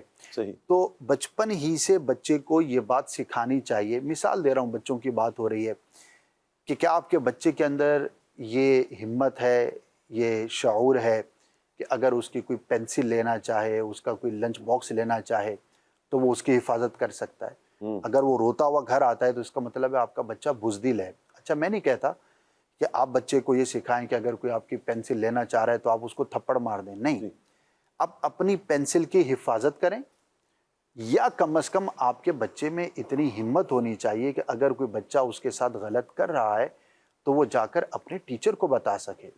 بزدلی کا عنصر کیا ہوتا ہے کہ نہ اپنی چیز کی وہ خود حفاظت کر پا رہا ہے، نہ کسی کے سامنے جا کر وہ بیان کر پا رہا ہے جہاں پر اس کو بیان کرنا چاہیے. بہادری کا مطلب اسد بھائی لوگوں کے ذہن میں جو آتا ہے نا وہ یہی آتا ہے کہ بس تم بہادر ہو، جو سامنے آئے پھر لتاڑ دو، لڑائی کرو، جھگڑا کرو. ہاں جی، یہی ایک ذہن ہوتا ہے. تو یہ غلط ہے. ظاہر ہے کہ یہ بہادری نہیں ہے، بے وقوفی ہے. بہادری میں اور بے وقوفی میں فرق ہونا چاہیے، بزدلی میں اور عاجزی میں فرق ہونا چاہیے. یہ 4 چیزیں ہیں، دونوں کا کیا بات ہے بچپن ہی میں لحاظ رکھنا چاہیے. اب میں اس کی چند مثالیں دے دیتا ہوں. اگر آپ اپنا حق چھوڑ رہے ہیں اور اپنے اختیار سے چھوڑ رہے ہیں تو یہ کئی جگہ پر عاجزی کہلائے گی. مثال کے طور پر آپ لے سکتے ہیں لیکن چھوڑ رہے ہیں. اب مثال کے طور پر میں بیٹھا ہوا ہوں اور وہ ایک ایسی کامن نشست ہے جو پہلے بیٹھے گا وہ اس کی ہے، میں بیٹھا ہوا ہوں. اب بہادری یہ ہے کہ خام خواہ آ کر مجھے وہاں سے کوئی اٹھا نہ سکے. میرا حق ہے، میں بیٹھا ہوا ہوں، ٹھیک ہے. عاجزی یہ ہے کہ اگر کوئی بڑا آتا ہے تو میں اس کے احترام میں خود اٹھ کر اس کو جگہ دے دوں. ان دونوں کے اندر فرق ہے. ایک تو یہ کہ آپ اتنے بزدل ہیں کہ خامخواہ کوئی بھی آ کر آپ کو اٹھا لائے، کوئی بھی آ کر آپ کو چھیڑ رہا ہے. جو آپ کا حق ہے وہ بھی آپ کو نہیں مل پا رہا، اور آپ کچھ کہہ بھی نہیں رہے، آپ کچھ کر بھی نہیں رہے. جتنا شریعت نے آپ کو اجازت دی ہے اتنا آپ رسپانس بھی نہیں کر پا رہے. تو یہ بزدلی ہے، یہ عاجزی نہیں ہے. بلکہ متکبر کے سامنے عاجزی اختیار نہ کرنا یہ شریعت کو مطلوب ہے. یعنی یہ کوئی عاجزی کا پہلو نہیں ہے کہ کوئی شخص آپ کے ساتھ ظلم کرے اور آپ جو وہ عاجزی کری جا رہے ہیں. تو یہ عاجزی نہیں ہے، بے وقوفی ہے، بزدلی ہے. مسلمان ایسے نہ تھے، جی نہ مسلمان ایسے ہیں، نہ اس کو ایسا ہونا چاہیے. تو عاجزی اور بزدلی کے اندر فرق ہونا چاہیے. اور دوسرا جو آپ نے پہلو بیان فرمایا جی کہ بہادری کا مطلب ظلم کرنا نہیں ہے، کہ آپ کسی کی چیز چھین لیں، کسی پر آپ جو ہے وہ خام خواہ غالب آنے کی کوشش کریں، یا اس کو آپ ڈرائیں، یا آپ اس کو دھمکائیں. یہ نہیں ہے. جی بہادری کا مطلب یہ ہے کہ آپ اپنا حق، اس کی حفاظت کرنا جانتے ہوں. وہ آپ کی عزت بھی ہے، آپ کی آبرو بھی ہے، جی آپ کا مال بھی ہے، آپ کی جگہ بھی ہے، آپ کا گھر بھی ہے، آپ کا خاندان ہے، آپ کا کنبہ ہے، آپ کی فیملی ہے، آپ کا مال ہے. ان سب چیزوں کی حفاظت آپ کر سکتے ہوں، اور بلا وجہ کسی پر آپ ظلم نہ کریں. یہ بھی بہادری ہے. یعنی کہ بہادر وہ ہے کہ اگر مجھ پر کسی کا حق آتا ہے تو میں اس کو ایکسیپٹ کروں جی اور میں اس کو ادا کروں. جی اور یہ جو ہے کہ بہادر کا مطلب ہے کہ لتاڑ دو کر دو، تو بہادر نہیں ہے، وہ بدماش ہے. بدماش. بدماش میں اور بہادر میں بھی فرق ہوتا ہے. جی تو بہادری ایک بڑی خوبصورت صفت ہے. جی میرے آقا صلی اللہ تعالی علیہ وسلم بہادر تھے، واہ تمام صحابہ بہادر تھے. سبحان اللہ. اللہ کا ہر ولی بہادر ہوتا ہے. واہ. تو یہ کہیں معاذ اللہ ان سے ظلم کا تو تصور بھی نہیں ہے. جی کہیں پر بھی آپ کو ظلم نظر نہیں آئے گا. لیکن یہ کسی کو اپنے اوپر ظلم کرنے نہیں دیتے، یہ ان کی پرسنالٹی ہے. کیا بات ہے. تو بچوں میں یہ کانفیڈنس ہمیں پیدا کرنا چاہیے کہ اگر وہ روتا ہوا آیا ہے تو اس کو آپ کانفیڈنس دیں کہ بیٹا اگر آپ کے ساتھ کوئی زیادتی کر رہا تھا تو آپ نے اس کو کیوں کرنے دی. جی یہ آنسو بہانا گھر میں آ کر جو ہے نا، یہ مجھے پسند نہیں ہے. ہاں یہ ضرور چیک کر لیں کہ واقعی میرے بچے کے ساتھ ظلم تھا، کہیں یہ تو زیادتی نہیں کر رہا تھا. دوسرا، حق بات کہنا. اسلام کے اندر تو پورا ایک ٹاپک ہے کہ ظالم کے سامنے ڈٹ جانا، ظالم کے سامنے خواہ وہ حاکم ہو یا کوئی بھی ہو، اس کے سامنے حق بات کرنا. یہ کانفیڈنس مسلمان کا یہ پہلو تو شریعت کو مطلوب ہے. جی تو یہ کہاں سے آئے گا؟ یہ بچپن سے آئے گا. اور یہ ماں باپ کی پہلی ذمہ داری ہے کہ وہ اپنے بچوں کو کس طرح سے رکھتے ہیں. اب اس میں بعض اوقات تو بچے اس طرف نکل جاتے ہیں کہ بالکل ہی بدتمیز ہو جاتے ہیں. یہ بھی غلط ہے. جی they should have the control. اور دوسرا، ہر ایک کے سامنے بھیگی بلی بنے رہنا، جی اور اتنا بھی کانفیڈنس نہ ہونا کہ وہ دوسری گلی تک جا سکے. اگر کوئی چیز خریدی ہے اور اس کی کیلکولیشن میں پیسے کم آ رہے ہیں تو دکاندار کو یہ ہمت اور حوصلے کے ساتھ کہہ سکے کہ میرے پیسے اتنے بنتے ہیں، آپ نے مجھے اتنے کم دیے ہیں. یا اگر وہ محسوس کر رہا ہے کہ کوئی بڑا ہے، وہ میرے ساتھ کوئی ایسا کام کر رہا ہے کہ جو اسے نہیں کرنا چاہیے، تو وہ آ کر کسی کو بات کر سکے اور بات بتا سکے. تو ایک بہت ہی دونوں چیزوں کے اندر بیلنس ہونا، یہ مسلمان کی ایک شان بھی ہے اور بچوں کی پرسنالٹی کی ڈیولپمنٹ کے لیے ضروری بھی ہے. اسد بھائی، یہ سکھائیں گے کیسے؟ کیا صرف ایک دفعہ دو دفعہ بتا دینے سے بچہ سیکھ جائے گا؟ یہ بار بار دہرانا پڑے گا بچوں کے سامنے، اس میں یا عملاً کر کے دکھانا پڑے گا؟ دونوں باتیں ہیں. ایک تو ماں باپ کا اپنا انداز جی بچے بہت زیادہ فالو کرتے ہیں. صحیح. ہمارے ناظرین میں جو بھی بچے 10 سال 12 سال 13 سال 14 سال کے ہوں گے، جی اب ان کی ایج ایسی ہوتی ہے کہ وہ اپنے ماں باپ کا بیہیویئر دیکھتے ہیں جی کہ میرے ماں باپ کا انداز کیا ہے اپنے فیملی ممبرز کے ساتھ، جی اپنے ہمسایوں کے ساتھ، اپنے تعلق والوں کے ساتھ. تو اگر آپ کے اندر بہادری ہوگی تو آپ کا بچہ خود بخود بہادر ہوگا. جی اگر ماں باپ کانفیڈنٹ ہوتے ہیں تو ان کے بچوں کے اندر خود بخود یہ کانفیڈنس پیدا ہونا شروع ہو جاتا ہے. جی کیونکہ وہ اپنی ماں کو دیکھ رہے ہیں، اپنے والد کو دیکھ رہے ہیں کہ وہ خود اعتماد ہیں، وہ کس طرح سے ریئیکٹ کرتے ہیں، کس طرح سے بیہیو کرتے ہیں، کس موقع پر انہوں نے کیا جواب دیا یا کیا انداز اختیار کیا. وہ آپ کے ساتھ بچے سفر میں بھی دیکھتے ہیں، گھر پر بھی دیکھتے ہیں. تو بہت زیادہ لرننگ تو ہوتی ہے ماں باپ کے اپنے ایٹیٹیوڈ کے ساتھ. صحیح. تو کر کے دکھانا بھی ضروری ہے، لیکن اس کے ساتھ ساتھ بچوں کو مختلف مواقع پر سمجھانا بھی ضروری ہے. اچھا، ہر بچے کے ساتھ جی مختلف مواقع پر مختلف مسائل بھی درپیش آتے ہیں، سچویشن بھی ہوتے ہیں. مثال کے طور پر بچہ گیا، آپ نے اس کو 500 روپے دیے کہ بیٹا یہ چیز لے کر آؤ. اب وہ چیز لے کر آیا اور آپ نے حساب کیا تو 100 روپے کی چیز ہے تو 400 روپے ہونے چاہیے، لیکن اس کے پاس 300 ہیں. اگر آپ کا بچہ یہ آپ کو کہہ ہی نہیں پاتا جی کہ میں نے دکاندار سے بات کی یا میں نے اس کو کہا کہ میرے پیسے زیادہ بنتے ہیں آپ نے کم دیے ہیں تو اس کا مطلب اس کے اندر کمی ہے. یہاں پر آپ بچے کی تربیت کریں کہ بیٹا جب آپ کیلکولیشن کر رہے تھے اور آپ کو 100 روپے کم محسوس ہوئے تو آپ نے بات کیوں نہیں کی. یعنی وہاں پر آپ یہ تو نہیں کہیں گے کہ آپ نے اس کا منہ کیوں نہیں توڑا, یہ غلط ہو جائے گا, یہ وہ ہے دوسرا ایکسٹریم ہے کہ بدتمیزی والا. نہیں, آپ اس سے کم از کم یہ تربیت کریں کہ بیٹا آپ نے کیا دکاندار سے یہ بات کی کہ انکل میرے پیسے زیادہ بنتے ہیں آپ نے کم دیے ہیں. اگر تو وہ کہتے ہیں کہ ہاں میں نے بات کی پھر بھی انہوں نے نہیں دیے تو اس کا مطلب ہے بچہ کانفیڈنٹ ضرور ہے, ٹھیک ہے نا. لیکن اگر وہ یہ کہتا ہے کہ وہ میں اب یہ کر رہا ہے, یہ ایٹیٹیوڈ ہے بچے کا, تو سمجھ جائے کہ اس کے اندر کانفیڈنس کی کمی ہے. اب آپ اس کو سمجھائیں گے کہ بیٹا یہ آپ کوئی اضافی تو نہیں مانگ رہے تھے, نہ بھیک مانگ رہے تھے, یہ تو آپ کا حق بنتا تھا اور یہی تو آپ کو تربیت کرنی ہے. تو یہ ایک ایونٹ ہے. اسی طرح اسکول کے اندر کسی بچے نے اگر آپ کے بچے کے ساتھ زیادتی کی, کوئی تھپڑ مار دیا, کوئی چیز لے لی, کتاب پھاڑ دی, نوٹ بک کے اوپر کچھ لکھ دیا, تو آپ بچے سے پوچھیں گے کہ بیٹا آپ نے کیا اپنے ٹیچر کو بتایا. اگر وہ کہتا ہے کہ ہاں میں نے بتایا تو اس کا مطلب اس کے اندر اتنا کانفیڈنس ہے کہ اس کو یہ سمجھ بھی ہے اور ہمت بھی ہے کہ میں اس کی بات جہاں مجھے کرنی ہے وہاں پر میں کر رہا ہوں, تو وہ کانفیڈنٹ ہے. ہاں وہاں پر آپ یہ نہیں کہیں گے کہ بیٹا اس نے کام کیا تھا تو 2 لگا دیتے, یہ غلط ہو جائے گا. لیکن بچے کو اتنا کانفیڈنس, تو یہ ایک موقع ہے جہاں پر آپ بچے کو سمجھا سکتے ہیں. تو یہ 2 مثالیں ایز پر کنڈیشن. ہاں جی, ایز پر کنڈیشن.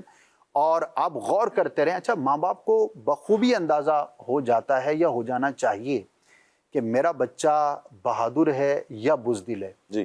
اب تھوڑا سا اگر جو ہے وہ اس کے ساتھ کوئی اس کو ایسی چیز محسوس ہوئی اور خام خواہ وہ دوڑتا ہوا بلا وجہ گھر پر آ کر سہم سا گیا ہے تو آپ اس کو حوصلہ دیں, آپ اس کو ہمت دیں تاکہ اس کے اندر جو ہے وہ ایک ہمت اور حوصلہ پیدا ہو. مسلمان تو وہ ہوتا ہے کہ اس کی بہادری پھر اس لیول پر ہوتی ہے کہ وہ اپنے حق کے لیے جان دینے سے بھی گریز نہیں کرتا. لیکن ظاہر ہے کہ بچوں کی تربیت ایک الگ انداز پر ہوتی ہے, جان دینا والا معاملہ بچوں کے ساتھ نہیں ہوتا.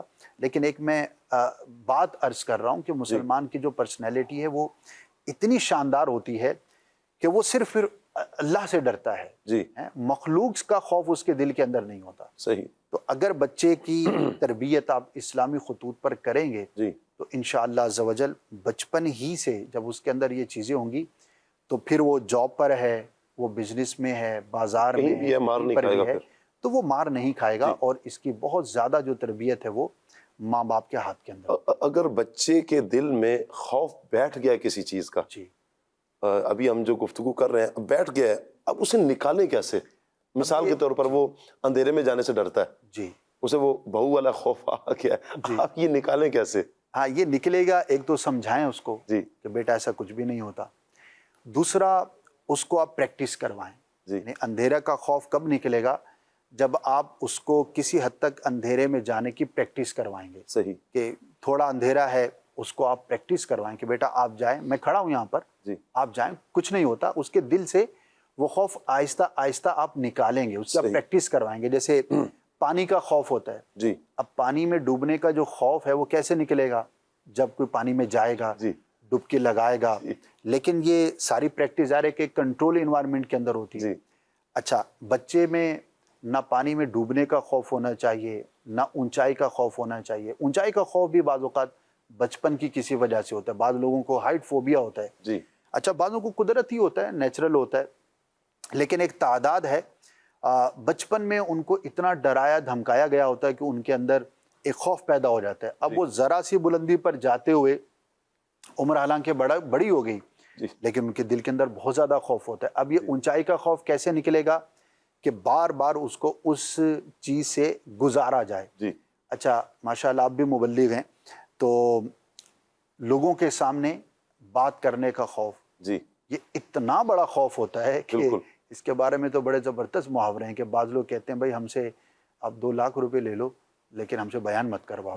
یہ ایسا خوف ہوتا ہے. اچھا یہ نکلتا کیسے ہے؟ بار بار بات کرنے سے.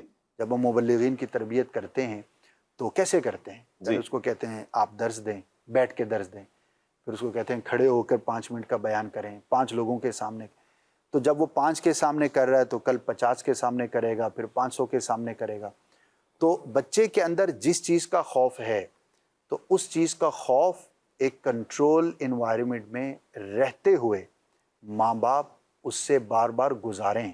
جی جب بار بار اس سچویشن سے بچہ گزرے گا جی تو انشاءاللہ عز و جل اس کے دل سے خوف نکل جائے گا. اسد بھائی میں 2 سوال آپ سے مزید لوں گا. ایک تو یہ بتائیں کہ بہادری کے لیے بچے کی صحت اور خوراک یہ بھی اثر انداز ہوتی ہے؟ بہت زیادہ اثر انداز ہوتی ہے. جی عمومی طور پر جو فزیکل کمزور ہوتا ہے تو جی. وہ نفسیاتی طور پر بھی کمزور ہوتا ہے. صحیح. جو فزیکل سٹرونگ ہوتا ہے نا جی تو وہ نفسیاتی طور پر مضبوط ہوتا ہے. یہ بالکل میٹر کرتا ہے. اور اگر آپ کا بچہ صحت مند ہوگا جی تو انشاءاللہ وہ زیادہ کانفیڈنٹ ہوگا. صحیح. بالکل یہ میٹر کرتا ہے. لیکن اس کا خیال بھی رکھنا چاہیے. لیکن اگر فزیکل وہ زیادہ سٹرونگ نہیں بھی ہے تو اس کو آپ زیادہ توجہ دیں گے. صحیح. یہ گھر گھر کی کہانی ہے. آپ غور کریں گے تو جو بچے فزیکل کمزور ہوتے ہیں تو وہ پھر بہت جگہ پر اپنے آپ کو انسیکیور بھی محسوس کرتے ہیں. جی. تو اس کا خیال رکھنا چاہیے. صحیح. کون سے ایسے عوامل ہیں کہ جو بچوں کو بزدل بناتے ہیں؟ بہت زیادہ ڈرانا دھمکانا. صحیح. میں یہ سمجھتا ہوں کہ سب سے بڑا جو فیکٹر ہے جی جب ہم بچے کو بار بار کسی چیز کا کہتے رہتے ہیں ایسا ہو جائے گا، ایسا مت کرو ورنہ یہ ہو جائے گا. کیونکہ فزیکل یا پریکٹیکلی کسی چیز کا بہت سارے خوف ایسے ہیں شاہ صاحب کہ زندگی بھر کبھی اس کا سامنا نہیں ہوتا. جی بہو کا سامنا کبھی نہیں ہوا. ہاں جی. لیکن اس خوف میں زندگی گزر جاتی ہے. جی. اب یہ کیا ہے؟ یعنی میرے ساتھ کبھی وہ معاملہ ہوا نہیں لیکن میں پچھلے 10 سال سے اسی معاملے کی وجہ سے ٹینشن کا شکار ہوں. ہمارے ناظرین اگر غور کریں گے تو دسیوں ایسی چیزیں ہوں گی بالکل جو ہماری زندگی میں کبھی پریکٹیکلی ان کا سامنا ہی نہیں ہوا. صحیح. لیکن ہم سالوں سے اس ایک خوف کے اندر جو ہے وہ اپنے آپ کو وقت گزار رہے. تو یہ کیا ہے؟ یہ وہی ہے کہ جب کسی کو خوف میں مبتلا، بلکہ ایک تھیوری ہے میں آپ کو عرض کر دوں. جی. دنیا میں جتنے بھی لوگ دوسرے لوگوں کو کنٹرول کرتے ہیں، جی حکمرانی کرتے ہیں یا ان کے اوپر غلبہ پاتے ہیں تو 90% ان کو خوف میں مبتلا کرتے ہیں کہ اگر تم نے ہماری اطاعت نہ کی تو یہ ہو جائے گا. حالانکہ وہ یہ بات کرنے والا خود اندر سے ڈر رہا ہوتا ہے کہ یہ اگر کھڑا ہو گیا تو میرا حال کیا ہوگا. جی. یہ قوموں کے ساتھ بھی ہے، یہ لوگوں کے ساتھ بھی ہے، یہ فیملیز کے ساتھ بھی ہے، انفرادی طور پر بھی ہے. ناظرین میں ایک تعداد ہوگی جو میری اس بات کو سیکنڈ کرے گی کہ آپ بہت مرتبہ ایسے خوف میں مبتلا ہوتے ہیں کہ جب اس سے باہر نکلتے ہیں تو اپنے آپ پر غصہ آ رہا ہوتا ہے کہ یار میں خامخواہ ڈر رہا تھا، یہ تو کچھ بھی نہیں تھا. اور اس وجہ سے آپ ظلم سہ رہے تھے، آپ ناانصافی کا شکار ہو رہے تھے، حالانکہ وہ کچھ بھی نہیں تھا. لیکن وہ ایک خوف تھا جو کسی نے آپ کے دل و دماغ کے اندر پیدا کر دیا تھا. تو ہمیں یہ ریئلائز کرنا چاہیے کہ جو خوف ہے کیا وہ جنون ہے یا خام خواہ ہے. تو اگر ان چیزوں میں آپ اپنے آپ کو سٹرونگ رکھیں گے بہت جگہ پر آپ اپنے آپ کو نقصان سے بچانے میں کامیاب ہو جائیں گے. تو جو جنون خوف ہے وہ ہے. اب یہ کوئی بہادری نہیں ہے کہ کوئی کہے کہ مجھے تیرنا نہیں آتا لیکن میں نہر میں چھلانگ لگاؤں گا، تو یہ بے وقوفی ہے. آپ پہلے تیر لیں پھر ٹھیک ہے آپ لگائیں. یہ بہادری ہے کہ آپ نے تیر کر چھلانگ لگائی. سمندر کے اندر بغیر آپ حفاظتی چیزوں کے کود جائیں اور کہیں کہ میں بہت بہادر ہوں، تو آپ بہادر نہیں، آپ بے وقوف ہیں. تو وہ چیزیں کہ جو آپ کے لیے میٹر کرتی ہیں انہیں ضرور خیال کرنا چاہیے. لیکن بلا وجہ کسی کے خوف کا شکار ہونا یہ اپنے آپ کو تباہ کرنے کے مترادف ہے. دل تو کر رہا ہے اسد بھائی اس ٹاپک پر آپ سے مزید بھی کچھ گفتگو کریں. ایک آخری سوال اگر آپ اجازت ہیں تو میں مزید لے لیتا ہوں، پھر انشاءاللہ مدنی چینل کے ناظرین کی کالز کی طرف آئیں گے. کیا خود اعتمادی کا مطلب جری پن ہے؟ بچوں کو جری کر دینا ہے، وہ پھر جو منہ میں آئے گا جس کے آگے بھی آئیں گے وہ پھر بول پڑیں گے؟ نہیں، ظاہر ہے آپ کے سوال سے ہی یہ بات ظاہر ہے کہ ایسا نہیں ہے. خود اعتمادی الگ چیز ہے اور بدتمیزی الگ چیز ہے. ہمارے صحابہ ایسے خود اعتماد ہوتے تھے کہ بڑے سے بڑے حکمران کے سامنے بھی حق بات کہتے تھے. اور واقعات سے ہماری تاریخ بھری ہوئی ہے. لیکن کہیں پر کسی کی ذات میں آپ کوئی ایک واقعہ ایسا نہیں دکھائیں گے کہ انہوں نے کسی کے ساتھ بدتمیزی کی.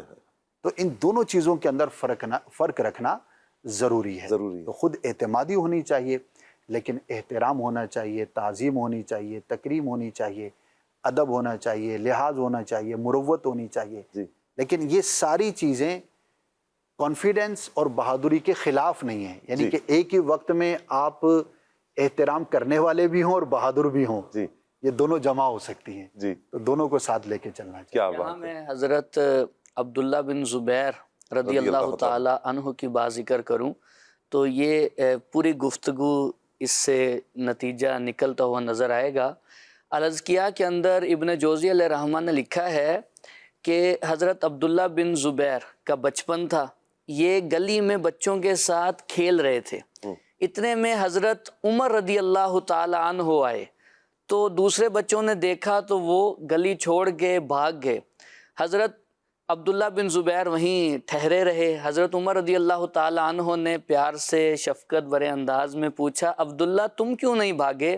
تو یہ خود اعتمادی، رسپیکٹ، کانفیڈنس، یہ سب کچھ اس میں حضرت عبداللہ بن زبیر کے جواب سے اس کو ہم سمجھیں تو انہوں نے بڑے ہی پیار سے عرض کیا، اے امیر المؤمنین، میں نے کوئی جرم نہیں کیا تھا کہ میں یہاں سے بھاگ جاتا، اور دوسرا یہ راستہ اتنا تنگ بھی نہیں ہے کہ میں آپ کے ادب میں یہ راستہ کشادہ کر دیتا، جگہ تو کافی تھی اس لیے میں یہاں سے گیا نہیں۔ تو آپ نے حضرت عبداللہ بن زبیر کو پیار کیا کہ اتنے پیار سے جواب بھی صحیح دیا اور بہادری کا بھی آپ نے ان کے سامنے اظہار کیا اور رسپیکٹ کا بھی جو تعلق تھا وہ بھی ہاتھ سے جانے نہیں دیا۔ کیا بات ہے، سبحان اللہ سبحان اللہ۔ بہت شکریہ اسد بھائی، اللہ پاک آپ کو جزائے خیر عطا فرمائے۔ مدنی چینل کے ناظرین کی کالز کی طرف آتے ہیں، کال لیتے ہیں جی۔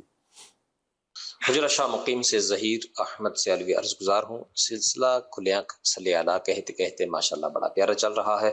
قبلہ سیدی شاہ صاحب، اللہ پاک آپ کو، آپ کے رفقا کو سلامت رکھے اور درازی عمر بالخیر عطا فرمائے۔ ایک کلام سننا ہے، واہ کیا جود و کرم ہے شہ بتہا تیرا، جزاک اللہ خیرہ۔ آمین آمین، بہت شکریہ آپ کا جی، اللہ آپ کو سلامت رکھے۔ ایک اور کال لیتے ہیں۔ صلی اللہ کہتے کہتے بڑا ہی پیارا سلسلہ ہے۔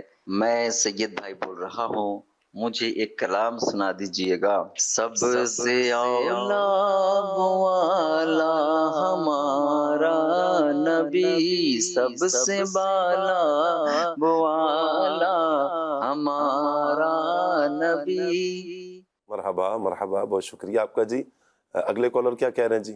جی میں محفوظ علی قادری بات کر رہا ہوں، ڈویژن ملتان سے۔ ایک کلام سننا تھا، سفر ہمارا بھی ہو جائے تو سرکار مدینے، یہ نعت سننی۔ آمین آمین، بہت شکریہ آپ کا جی۔ ایک اور کال لیتے ہیں۔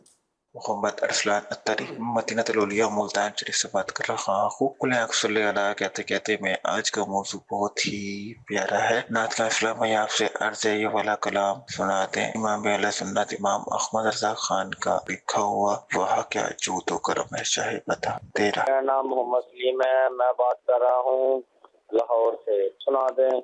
کعبے کی رونق، کعبے کا منظر، اللہ اکبر اللہ اکبر۔ شکریہ جی۔ اگلی کالر کیا کہہ رہے ہیں جی ہمیں؟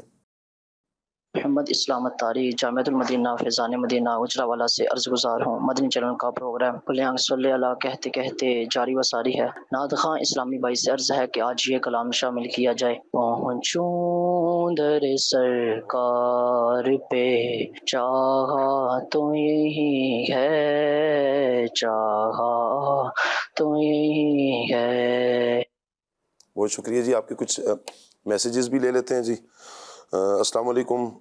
وعلیکم السلام۔ محمد زبیر بھائی ہیں جی، سرگودا سے بات کر رہے ہیں۔ ٹھیک ہو گیا جی۔ کلام سنا دیں، لجپال نبی میرے درداں دی دوا دینا۔ بہت شکریہ آپ کا جی۔ غلام محمد احمد نعت سنا دیں، میری خوشی آپ سے ہے۔ ٹھیک ہو گیا جی۔ خانپور سے میسج آیا ہے، کلام باہو سنا دیں۔ ٹھیک ہے جی، اللہ آپ کو سلامت رکھے۔ السلام علیکم ورحمۃ اللہ جی۔ وعلیکم السلام، آپ کیسے ہیں جی؟ الحمدللہ رب العالمین، خیریت سے ہوں۔ میری طرف سے 10,000 درود پاک کا تحفہ قبول فرمائے جی، اللہ آپ کو برکتیں عطا فرمائے۔ نور عالم بھائی سے کلام کی فرمائش ہے جی، ان کی مہک نے دل کے غنچے کھلا دیے ہیں۔ ٹھیک ہو گیا جی، پروگرام بہت اچھا چل رہا ہے۔ کلام سنا دیں، مسلک کا تو امام ہے۔ ٹھیک ہے جی۔ علی شہزاد اتاری ہیں، فرید نگر چیچا وطنی سے، کہہ رہے ہیں جی مبلغین سے سوال ہے کہ آپ نے اپنی زندگی میں پہلی اذان کب دی؟ نقیب بھائی آپ نے پہلی اذان کب دی؟ میں حفظ کرتا تھا تو قریب مسجد کے امام صاحب کی حوصلہ افزائی پہ اذان دی تھی. کیا بات ہے جی. نور عالم بھائی نے؟ سیم ایسا ہی ہے جب میں حفظ کر رہا تھا. صحیح. چلیں جی اللہ آپ کو برکتیں عطا فرمائے. راشد بھائی آپ نے بھی اذان نہیں دی آپ نے؟ اچھا سیم کنڈیشن ہے. اللہ برکت عطا فرمائے جی. نور عالم بھائی سے نعت کی فرمائش ہے جی. کلام کی ہے اے رضا تیرے دل کا پتہ چلا بمشکل در روزہ کے مقابل. اس کلام کی فرمائش ہے. اللہ آپ سب کو سلامت رکھے جی. نور عالم بھائی کی طرف بڑھتے ہیں اور کلام لیتے ہیں جی. صلو علی الحبیب صلی اللہ تعالی علی محمد صلی اللہ تعالی علیہ وسلم. صبح طیبہ میں ہوئی بٹتا ہے بڑا نور کا. صبح طیبہ میں ہوئی بٹتا ہے بڑا نور کا. صبح طیبہ میں ہوئی بٹتا ہے بڑا نور کا. صدقہ لینے نور کا آیا ہے تارا نور کا. صدقہ لینے نور کا آیا ہے تارا نور کا. باغ طیبہ میں سہانا پھول پھولا نور کا. مست بو ہے بلبلیں پڑھتی ہے کلمہ نور کا. مست بو ہے بلبلیں پڑھتی ہے کلمہ نور کا. وہ کیا جود و کرم ہے شہبت تیرا نہیں سنتا ہی نہیں مانگنے والا تیرا. دھارے چلتے ہیں عطا کے وہ ہے قطرہ تیرا. دھارے چلتے ہیں عطا کے وہ ہے قطرہ.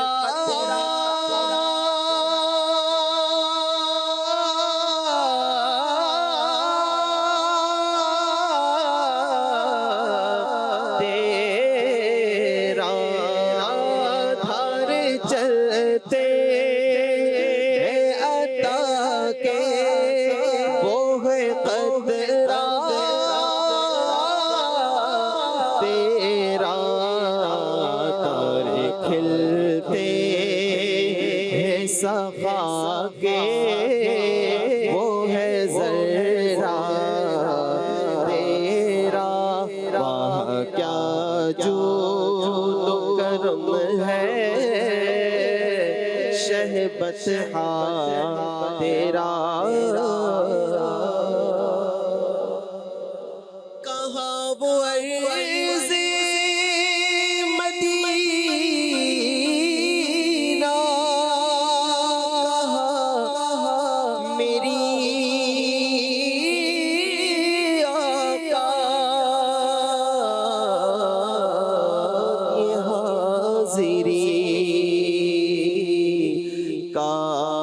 سبب بار بار آپ سے ہے میں بے قرار تھا. میں بے قرار تھا. میرا قرار آپ سے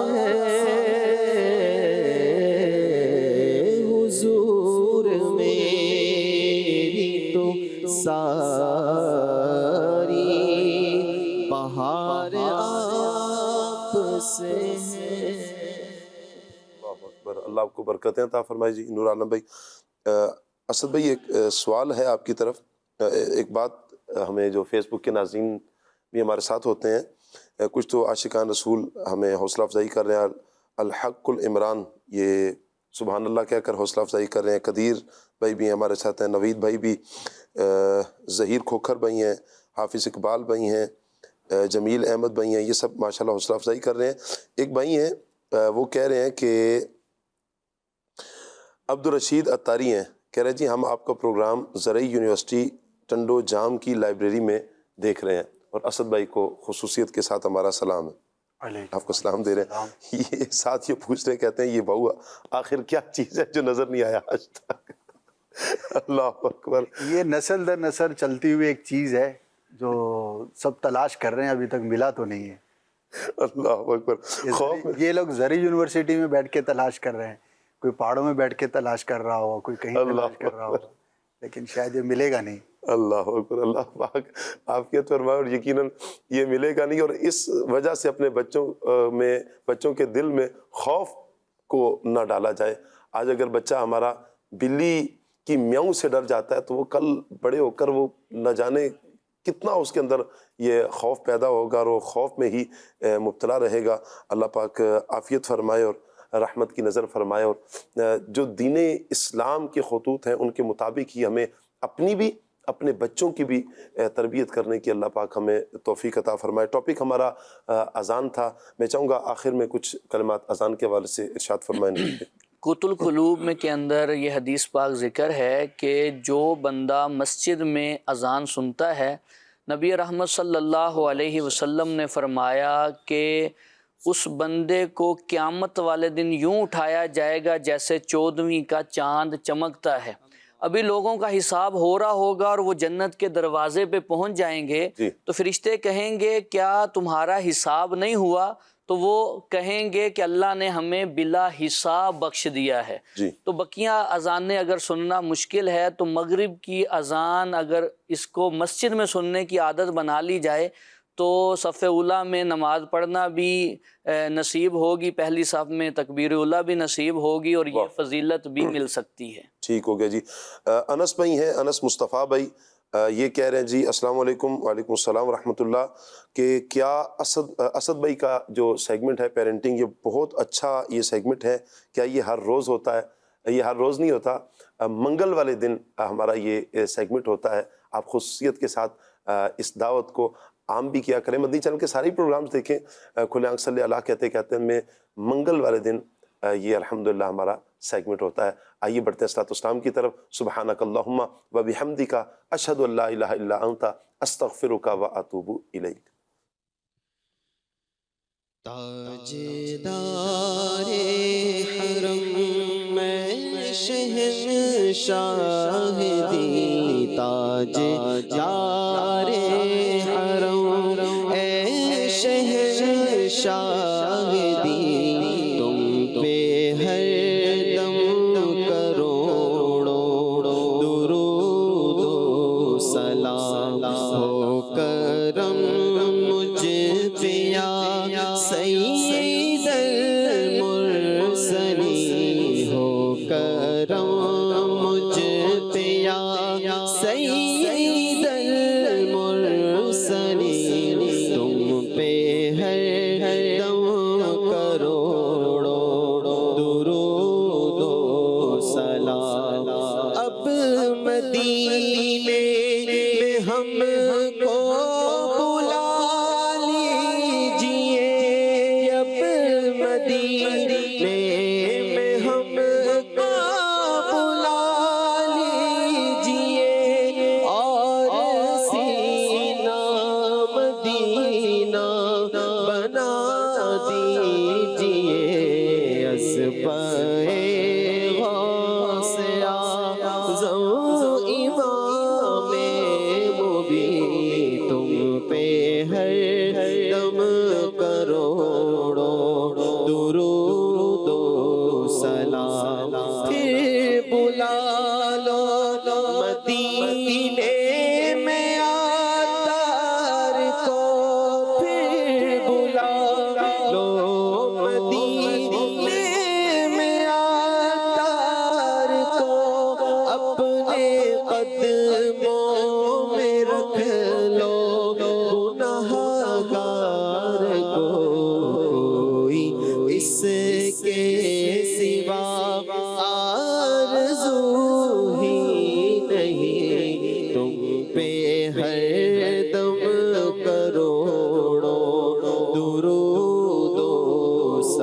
نگاہ کرم ہم پہ سلطان دی، تم پہ ہر دم کروڑوں درود و سلام.